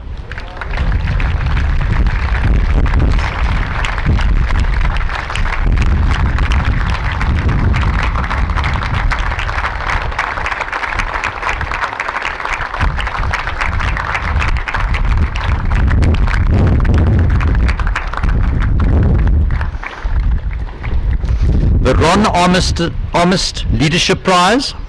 He filled the school top leadership positions with distinction. As custodian of the key and head prefect, he carried out his duties in a reliable manner and proved to be an outstanding role model for all at the school. He is balanced in his approach and treats everyone with care and respect. He is a young man of integrity, a fine ambassador for the school, and a worthy winner of the Ron Armist Leadership Prize. Greyling Erasmus.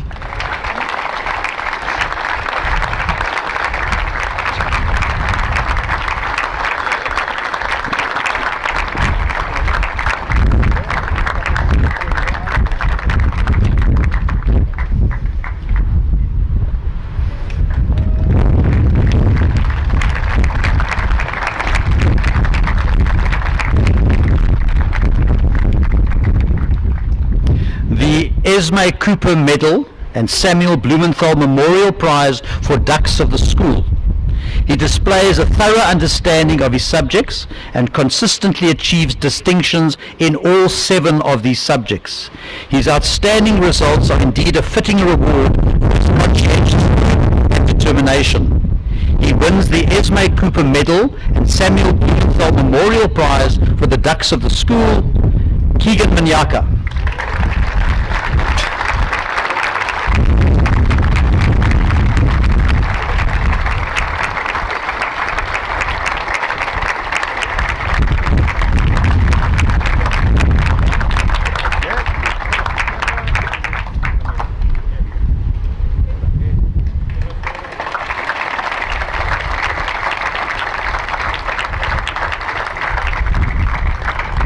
I call on the head boy to give a vote of thanks.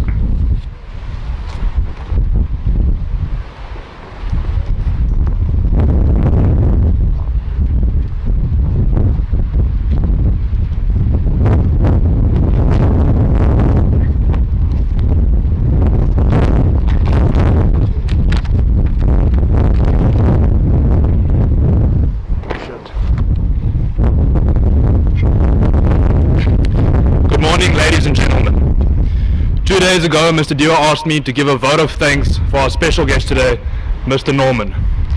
After some thinking, I realized that I've actually never been taught by Mr. Norman. So I jumped on WhatsApp and asked some of his matric students to share a few special words to say to Mr. Norman. Here we go.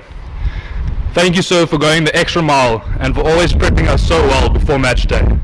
Your dedication and commitment to this wonderful subject has without a doubt inspired me to develop my love for mathematics. P.S. I will certainly miss your amusing emojis. From Travis Hayward. Thank you, Mr. Norman, for guiding us to become true mathematicians. You taught us to prioritize understanding rather than just memorization. You always challenged us to think outside the box and come up with creative and simple solutions to math problems. I don't think any of us will ever forget the first step in solving quadratic equations, except just maybe the back row of the class. From Chris Sagen. Thank you, Mr. Norman, for the countless hours you have spent over the last 3 years, providing extra classes and extra exercises to ensure that I was thoroughly prepared for all tests and exams. From Keegan Nyaka. And I'll save the best one for last. Thank you, Mr. Norman, for always keeping us focused and interested in maths. From Guy Bishop. So,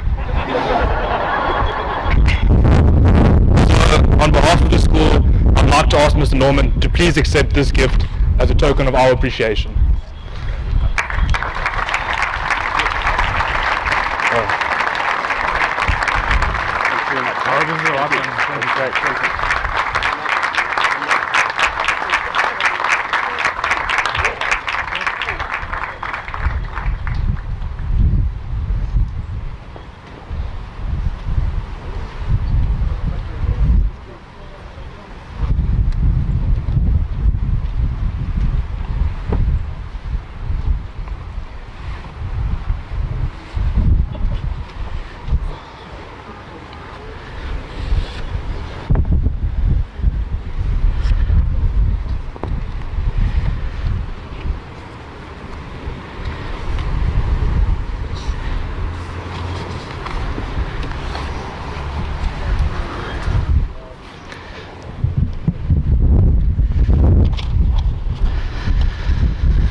So this window's posed a couple of its own challenges, but not as bad as COVID, I guess. There are 1 or 2 final presentations I'd like to make to 2 special people. The first one is a Palmer Virtuti Award. Every school has a unique lady who thoroughly enjoys her interaction with the staff, the learners and parents alike. To be effective in this role, one's ability to interact with people is a prerequisite, and to know every stakeholder is a unique talent. This lady joined our staff in 2012, initially in the finance office, and shortly thereafter she found herself manning the switchboard and general reception duties, in which she has performed with distinction. Her general reception duties have been exemplary.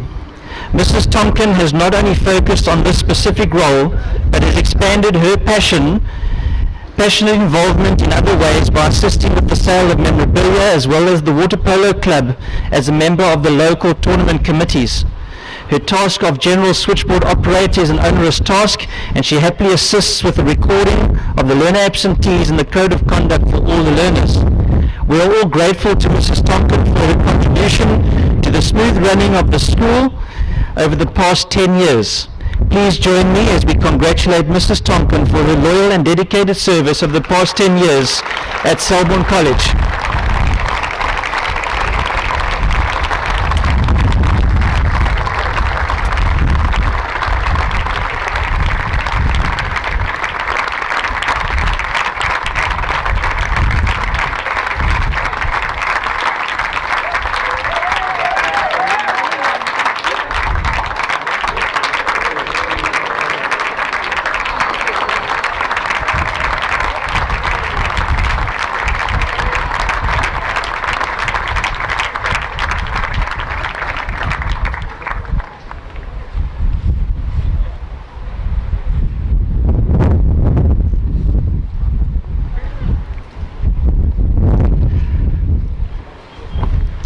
The next award is for 20 years of service to Selborne College. In 2011, the matriculation class gifted the school with an honours board to acknowledge staff members who have reached the milestone of 20 years of service to our school. To think that an educator will teach for a period of approximately 42 years previously, and now 20 years now for this gentleman is at Selborne College, quite significant.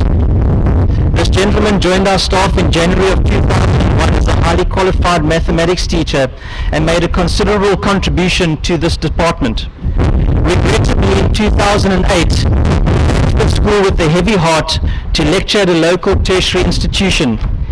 It was not long, however, before his passion for teaching children, and more particularly at Selborne College, resulted in his return to the institution in January of 2010. He has been involved in many areas of school life and always looks for ways to assist if and when required. He has passionately served as the MRC of athletics. He has constantly investigated ways to enhance the mathematical abilities of all young Selbornians and the results of the school. He has taken support classes and even extra lessons if and when required. He has fostered the relationship between Selborne College and the Epoch and Optima Trust, which is a national fund which assists schools who constantly achieve exceptional results in mathematics. A further passion of this is to reach out to other communities to develop their mathematics proficiencies. As a member of the school's management team, he has always placed the best interests of the school and the learners at the forefront of all decisions taken. Please join me as we congratulate Mr. Bongani Mona for his passionate and dedicated service.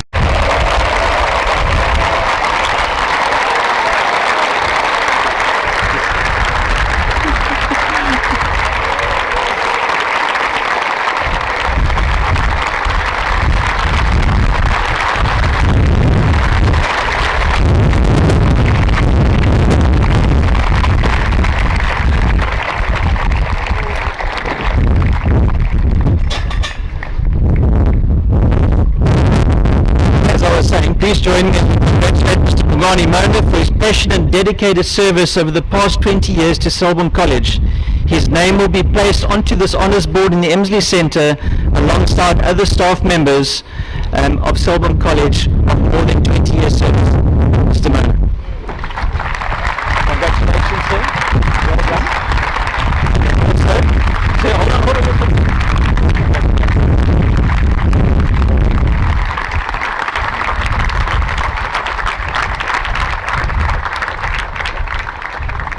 Ladies and gentlemen, I'd like to know if you'd like to just take a moment just to stand, stretch your legs, have a bit of a breather for a minute or so. Please feel free. Can you just hold on a minute?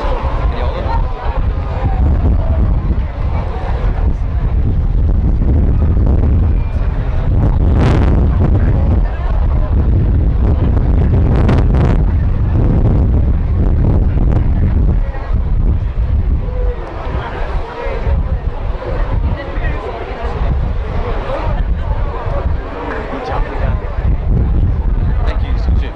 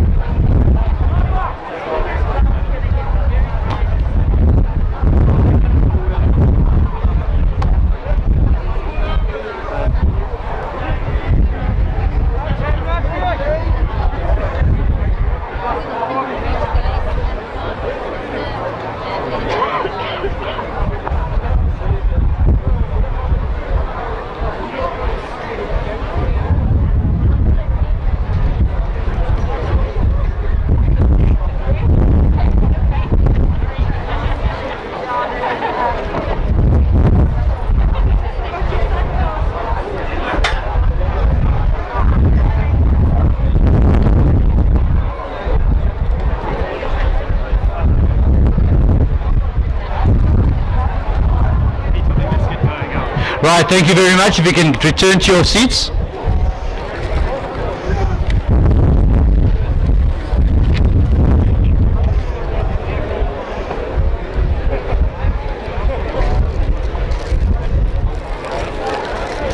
Thank you.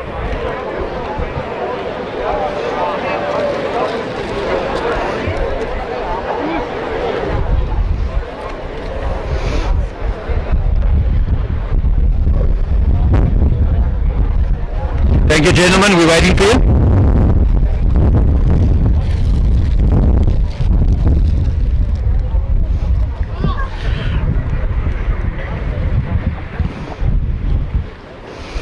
Right, there's just one final award before the valedictory service. This old Selbornian has filled various roles at Selborne College, from his days as a learner matriculating in 1988, then old boy, followed by educator from 2009 until 2012, and then returning as the first old Selbornian ever to serve as headmaster. He has successfully led the college for the last 7 years. He has led by example, spending countless hours dealing with departmental issues and red tape, looking after the best learners and staff, and dealing with concerned parents.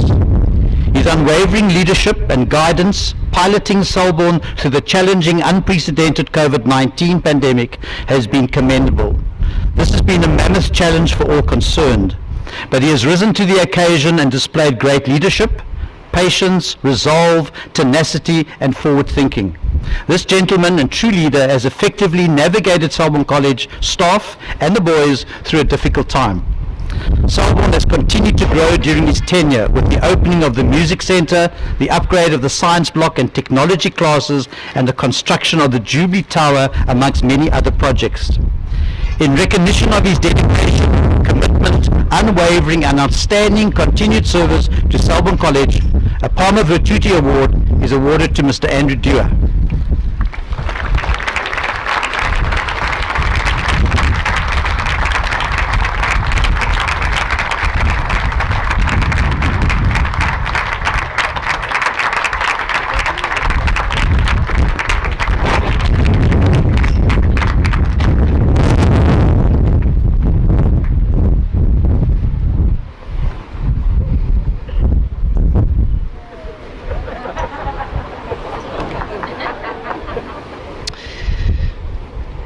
Thank you, Peter, for that.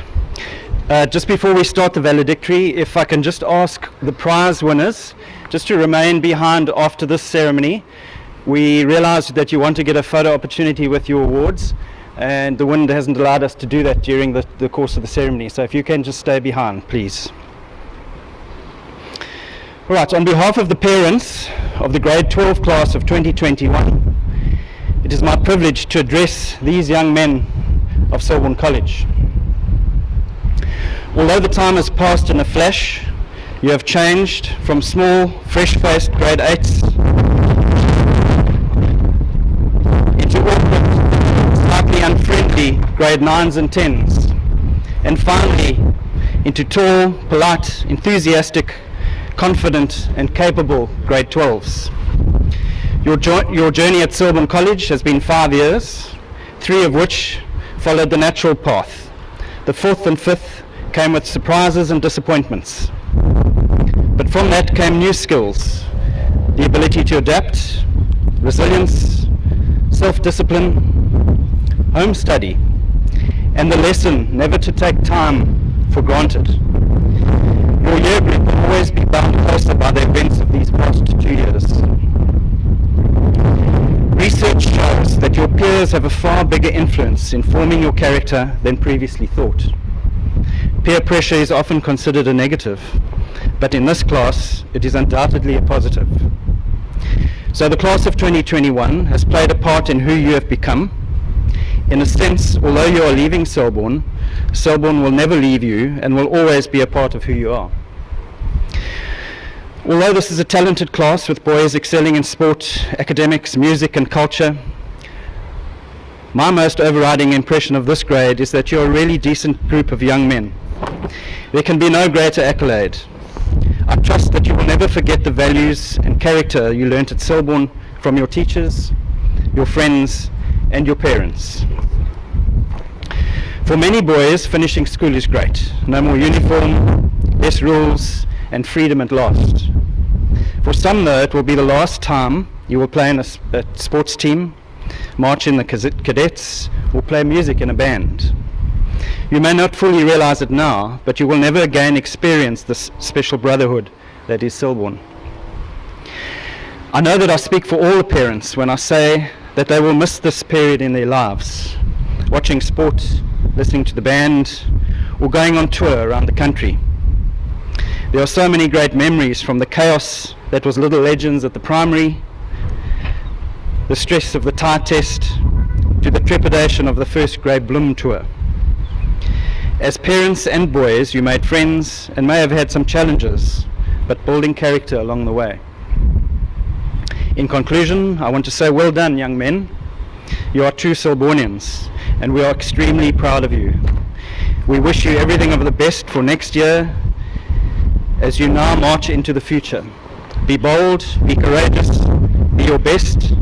Always remember that reward is to the brave. Palma Virtuti. Mr. Jur.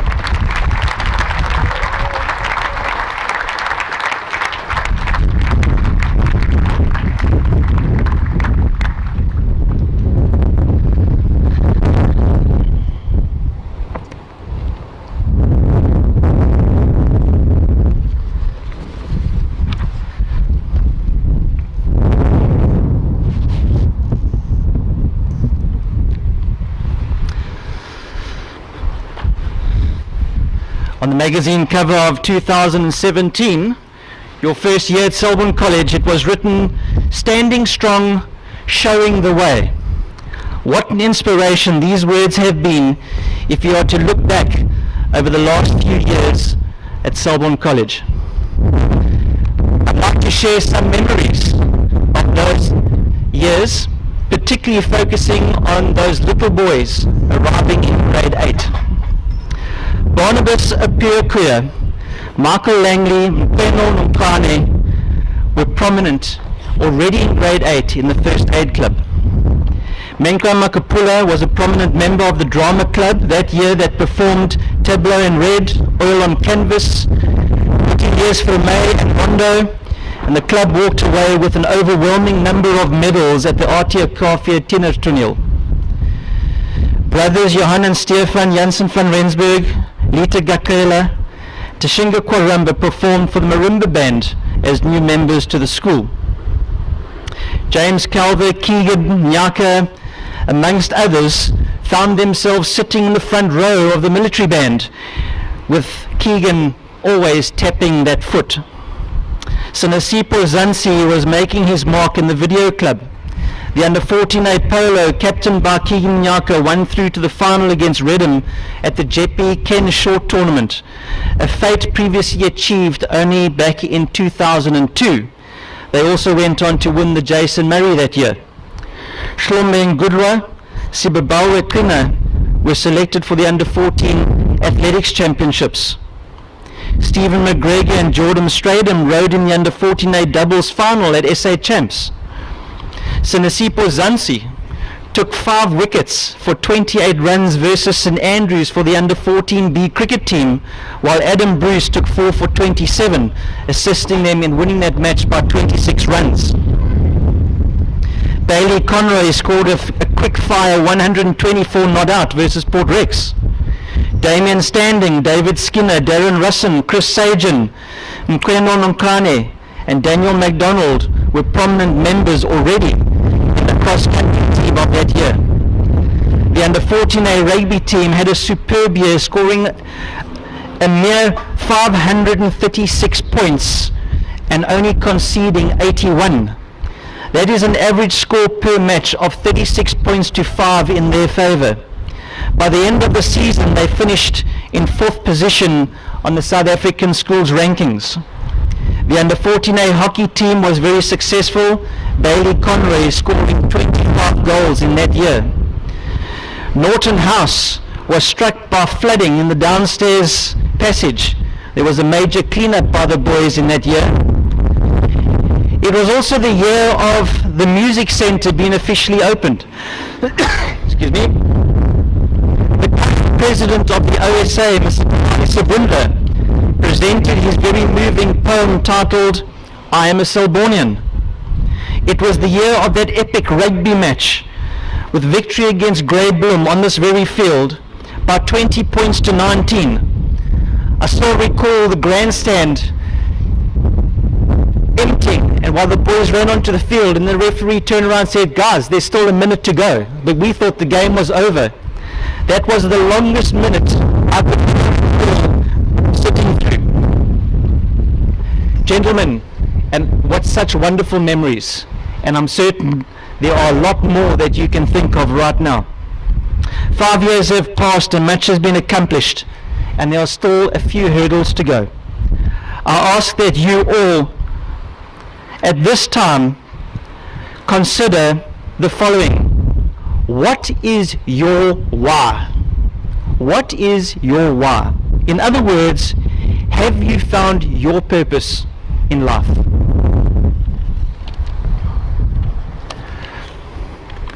What is your reason for waking up every morning? We go through every day searching for the purpose for our existence. Some of us stumble in our search, while others make successful discoveries. There are also some of you who have identified your purpose successfully, but still divert into different paths and pursuits. The Japanese have a term called ikigai. Translated, it means a reason for being. Excuse me. It is what makes a person's life worthwhile. It is what you get up for every morning. The Japanese suggest 10 rules of ikigai. The first one is to stay active and do not retire. Mr. Norman, stay active and do not retire. Keep your mind and your body busy well past your retirement age. Number 2, leave urgency behind and adopt a slower pace of life. Try not to stress. Slow down. Be calm. And always find time to relax. Number 3, only eat until you are 80% full. Eat in moderation to keep the body content, but do not overindulge. Number 4, surround yourself with good friends. You need the support of those people in your life, and good people will bring the good out of you.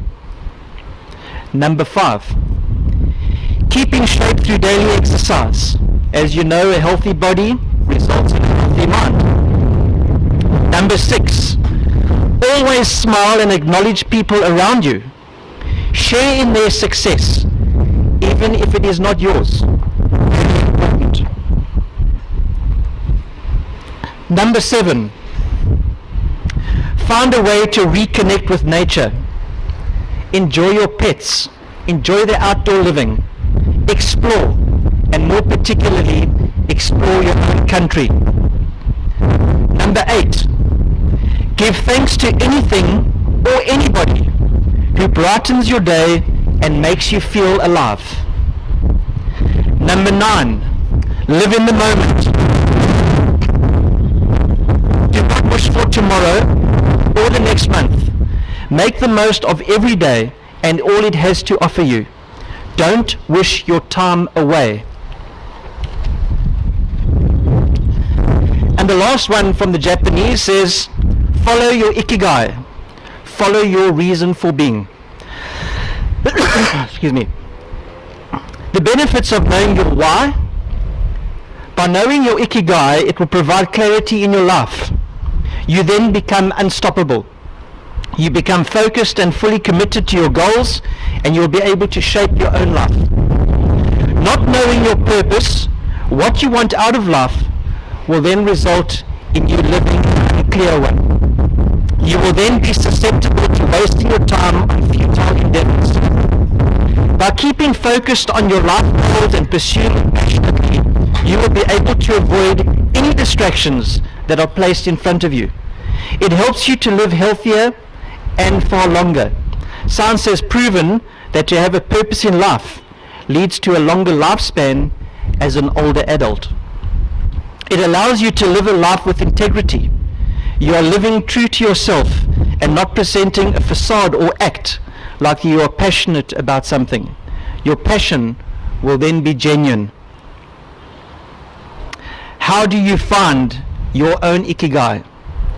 Identify the things you can do to make other people's lives better by having self-awareness. By bettering somebody else's life, they will try in turn to better yours. Think of the activities you did that make you forget about the passage of time. You have heard people say, time flies when you are having fun. You are fulfilling your purpose and you will be re-energized by that. Recall what you liked to do as a kid. As you reflect, you recall moments of happiness and purpose. Don't lose touch of the things or activities you love. Don't just do things that bring reward only. Have fun while you are doing it. Think about things you are willing to do even if you may look like a fool. Do not be afraid to make mistakes or embarrass yourself while trying to do something. Nothing is ever accomplished without failing initially. Observe what people ask of you when they come to you for help. Are you a sounding board for your friends? You need to ask yourself. What do people think of you and how do they thank you for being a sounding board? Appreciation from others can help fuel your work and thus understand your purpose in life. And lastly, what was your happiest memory of your childhood? Ask yourself that and live those type of moments again. And that brings me back to the reciting of a few special memories that will bring back happiness to you. In conclusion, I'd like to say, finding your why is important, not only to be successful, but also for your well-being and longevity. You need to look within, discover your passions and pursue them, regardless of what people may think of you. This brings me back to the Grade 8 magazine of 2017, Standing Strong. By doing this, you are going to stay true to yourself to better the lives of others and yourself in return. And the second part of that quote is, showing the way. Pursue your passion with integrity and live life as an example to others. Find your ikigai and your balance. Grade 12s, you have lived your life at Selborne College for the last 5 years. Your experiences will have left many happy memories, many failures before you have succeeded. But the work ethic, the core values, the brotherhood that you maintain and have improved, and the holistic education you have been part of has equipped you all well to tackle what lies ahead of you in life. Not only this, but mainly the example you have set for those after you. You will continue the legacy that you have left behind. We are proud of what you have accomplished, and you leave Selborne College with our very best wishes. I hope to see you all in the future as you return for reunions. Thank you, and all the best.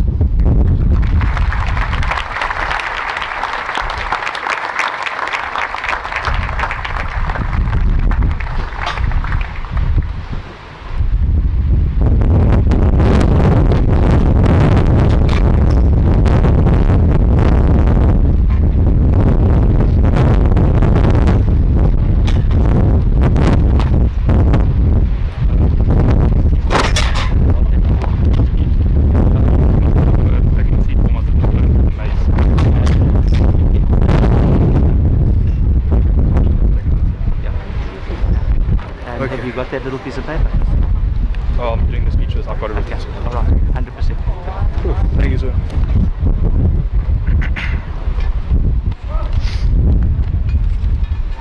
Shit.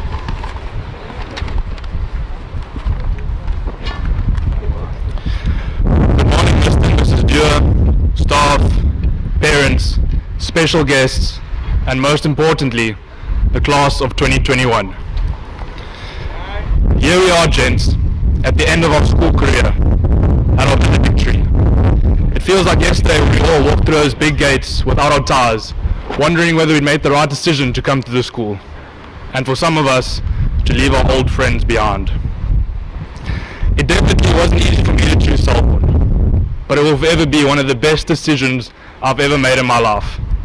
A decision I would make again and again if we had to go back and do it all over. My mindset of the school has changed since our grade 8 orientation day. I always used to think Selborne was just another strong academic school and a good rugby team. But that's not what Selborne truly is. Six on practice on a Friday with Dean Rose giving a speech is Selborne. Looking over the arch between science and politics is Selborne. Begging people for R2 at the doors of the tuck shop after the matriculants giving you a 50 rand order is Selborne. Calling the Ninja Turtles out of the gutters as a grade 8 is Selborne. Dancing with Mr. Duo on the dance floor at our matric dance is Selborne. And the deputy head boy and head boy getting kicked out of Mr. Ashmead's physics class is Selborne. This right here, gents, this is Selborne. Gents, what I'm trying to say is that this campus, our good sports record, or our 100% pass rate, isn't what makes us so special. That isn't Selborne. It's you, and it's me, and it's the guy sitting next to you. It's every boy who puts on that treasured black and white jersey on a Saturday. Every man who finishes the dreadfully long endurance arc. And it's all the memories that we've made wearing this uniform that makes us so special. We, gentlemen, are Selborne. We've achieved many great things in our time together, but we have definitely had many shortcomings as well. But through all the ups and downs, we've built a bond as Selbornians that can't be compared to anything else in any other school or anywhere else in this country. We've made many amazing memories together, and we definitely have not failed in giving the staff and our headmaster a few extra grey hairs. However, we can't claim all that we have achieved, because we definitely have not achieved it completely by ourselves. There's no doubt that our teachers have played a big part in our last 5 years at this school. Even though Mr. Erasmus kicked us out regularly and always blamed the prefects, or Mr. Kutsia who went on and on about Trump, or even Mr. Mona who rubbed his greasy fingers in our books after eating a delicious piece of KFC. I think we can all agree that they aren't exactly the perfect bunch. But it's the lessons they've taught us, and the amazing moments that we've shared with them, that we will forever cherish. You have helped make us the proud and motivated young men that we are today. We thank all our teachers for the roles that you have played in our lives. A big thank you must go out to our amazing parents as well. Thank you for all the hours you've spent taking us to sports practices, driving us to and back from school, and even picking us up after throwing an egg at a grade 8.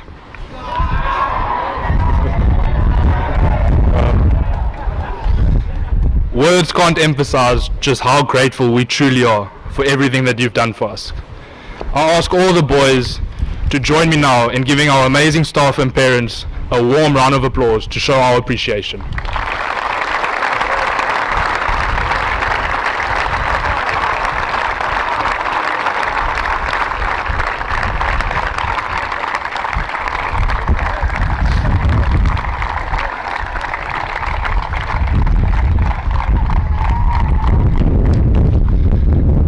Our journey might be coming to an end, but we will always be bonded together in the black and white. Whether it's when Chris becomes a famous Durag model, when Kutsa appears in a Colgate commercial, when Fana learns how to socky at Stellies, or even maybe when Oyama runs onto the field with an All Blacks jersey on. He asked me to say that after he missed the matric dance, of course. We're going to go on to achieve amazing things all over the world, gents. Always remember the words of the Danish philosopher Søren Kierkegaard. Life can only be understood backwards. but it must be lived forward. We're going to be faced with many challenges and many uncertainties in the future, and not everything is always going to make sense. But we have to be brave and we have to be bold if we want to achieve what we set out to and more. Always remember where you came from, gents, and always remember our motto: Palma Virtuti, reward is to the brave. Thank you.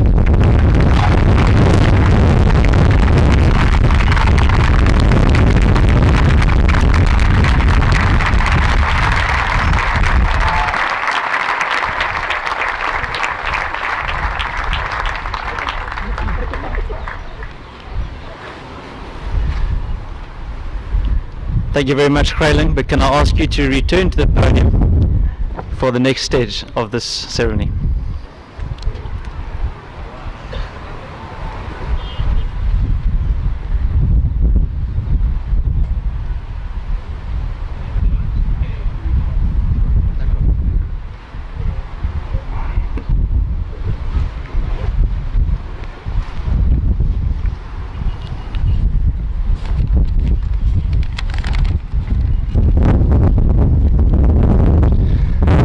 January 2021, as representative of the prefect body, accepted this mace, and we were charged to maintain the traditions of which it is a symbol, to accept the responsibility which it implies, and to uphold the high ideals of loyalty, commitment, and service implicit in our motto.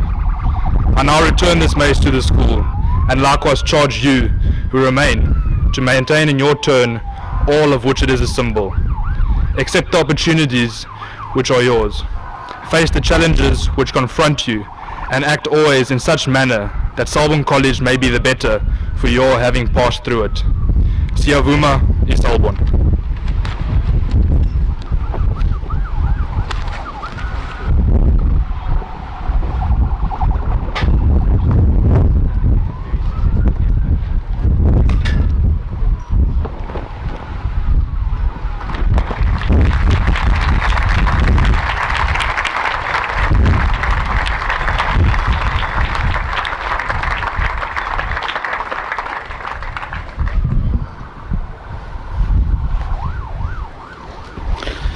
The scripture reading is from Isaiah 40, verses 28 to 31.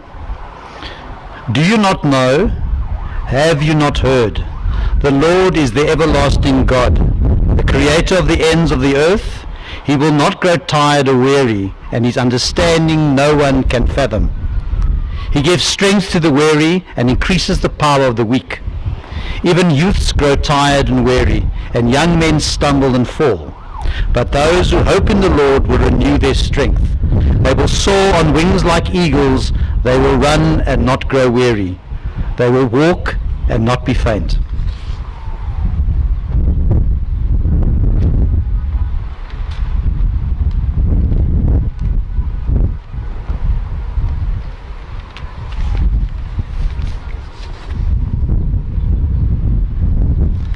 Shall we pray together?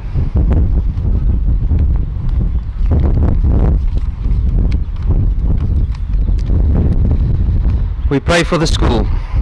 Bless, O Lord, our school, and use it in all things according to your will. May your presence be ever within its walls. May it stand always for all that is true, noble, lovely, and of good rapport. Preserve in it an unblemished name, enlarge it with a wider usefulness, and exalt in it the love and reverence of all its members as an instrument of your glory. We pray for those who have gone forth from our school. Remember, Lord, all those brought up in this place who have gone out into the world. Keep in their hearts the lessons learned here of truth and honor, friendship and loyalty, fair play and generosity. Grant that no misdeed of theirs, nor evil word they may utter, should sully the good name of our school, but that faithfully serving God and man, they may repay their nurture by loving service to all mankind. We pray for those who are about to go forth from this place. We commend to you, Father, to your fatherly care, O Lord, those who are about to go forth from this school. We ask that your loving kindness and mercy follow them in all that they do. Protect them and guide them in their work in life. that you would have them to do.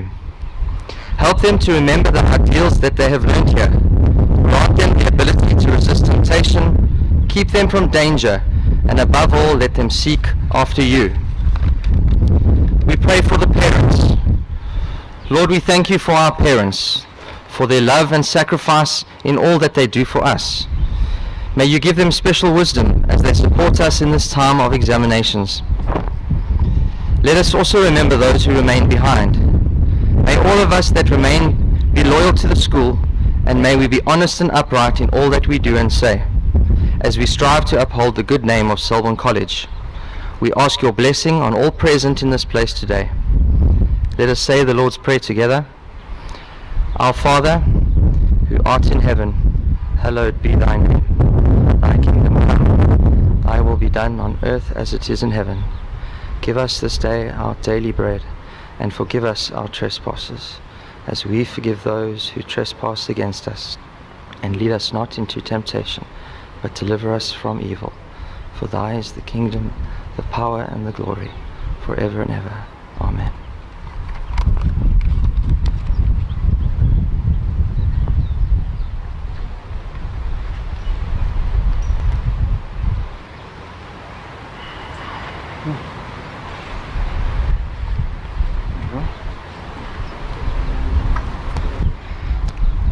I've always wanted to do this. Matrix, hands above your heads.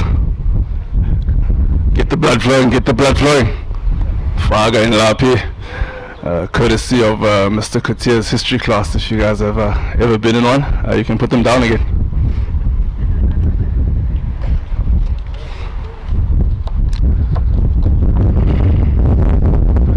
Phil Gucci, Alan Gray, Anna Sochobotwan, Ufense Buloko, Mark and Keith Andrews, Andre Foss, Jared Ross Norton, Lois Omapek.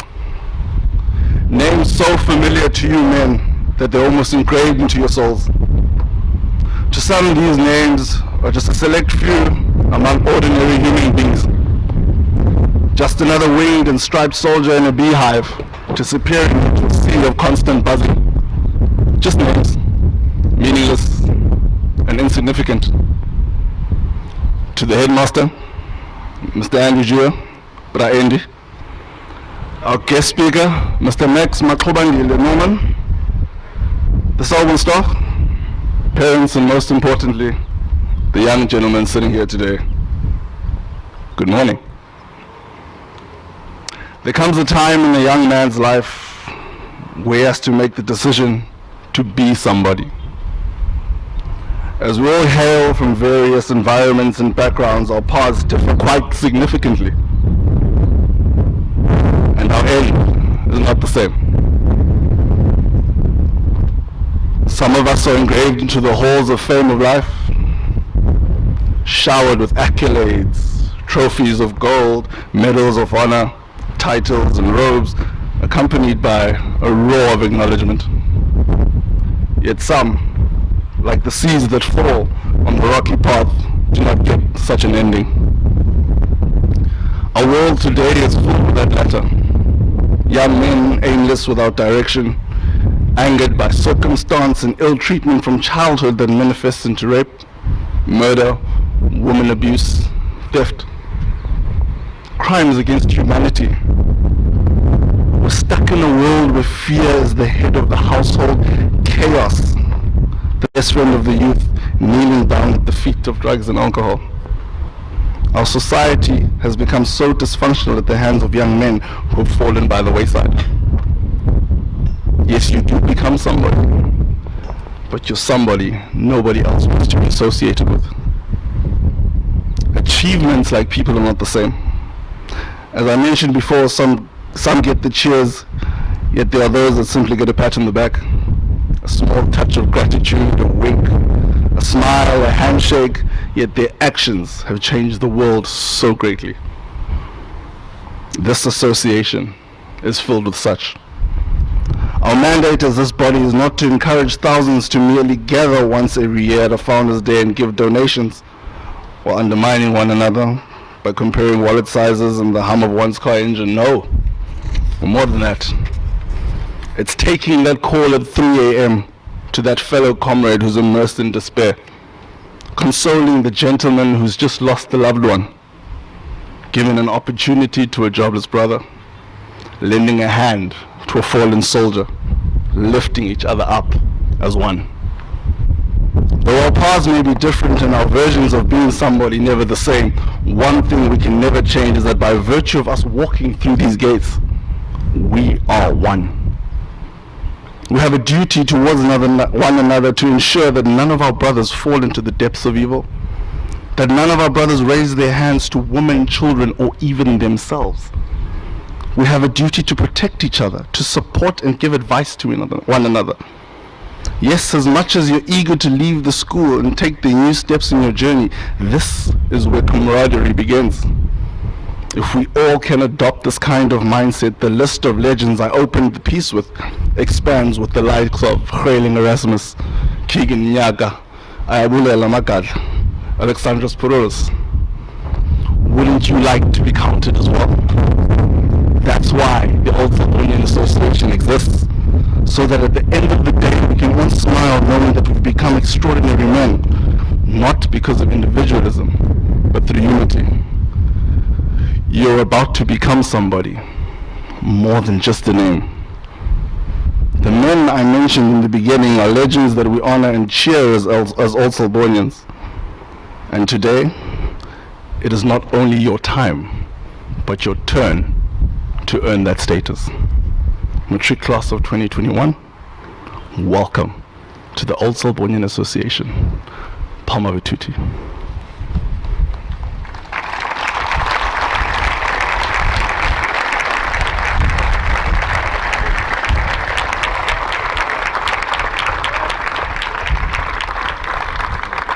I would like at this point to ask the matric class to stand.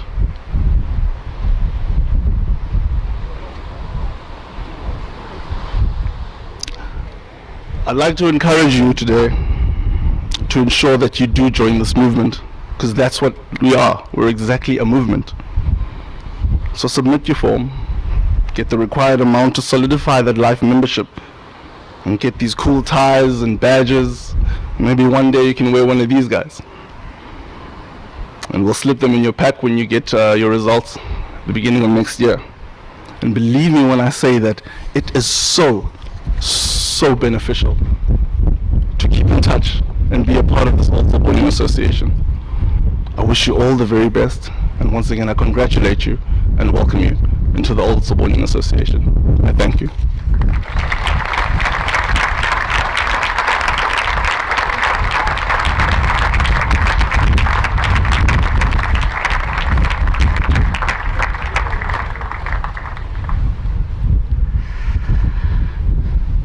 Gentlemen, please be seated. Right, a big thank you to Mr. Kamani Savundla for those very wise words and welcoming the gents into the OSA. Ladies and gentlemen, we are very close to finishing. There is one last task which I'm going to hand over to our cheerleader, Chuma Goko. If he can please come forward. When we have an occasion like this, we are not able to have a piano and sing a hymn like we would normally have done if it was held in the hall. So I think the boys are going to thoroughly enjoy this opportunity to sing "O Pride of Selborne." Come on.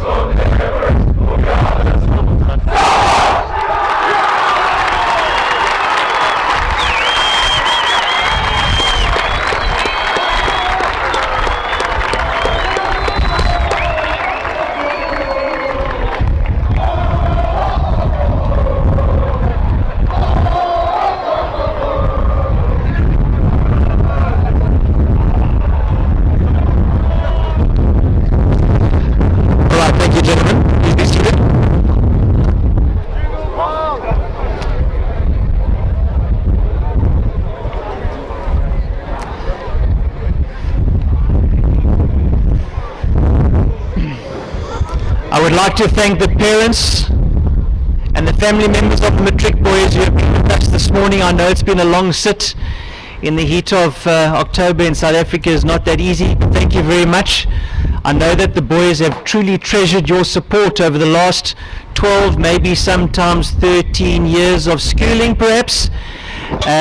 But without you as parents and as family, these boys will not be achieving or attaining the goals that they have attained. So thank you very much again for your valuable input that you have done or made into the lives of your boys. Once again, thank you for being here today. To the grade 12s, I hope that these have lasting memories, will be held with you for the rest of your lives. The camaraderie that you've experienced in the grandstands today sadly will probably not be experienced again as a Selbornian, but certainly can be as an old Selbornian, and we're looking forward to you returning for that. To the rest of the school, grade 8s to grade 11s, also to you sitting in your black and white zebra stripe blazers, as it's often referred to as, thank you also very much for sitting so well and applauding and appreciating the success of your peers. To the staff as well, thank you very much. I will give more thanks to those that have been involved in this occasion and for being with us this morning. That now concludes the ceremonies, and we invite the matrics now to have the sing-song around Bob. Thank you very much again.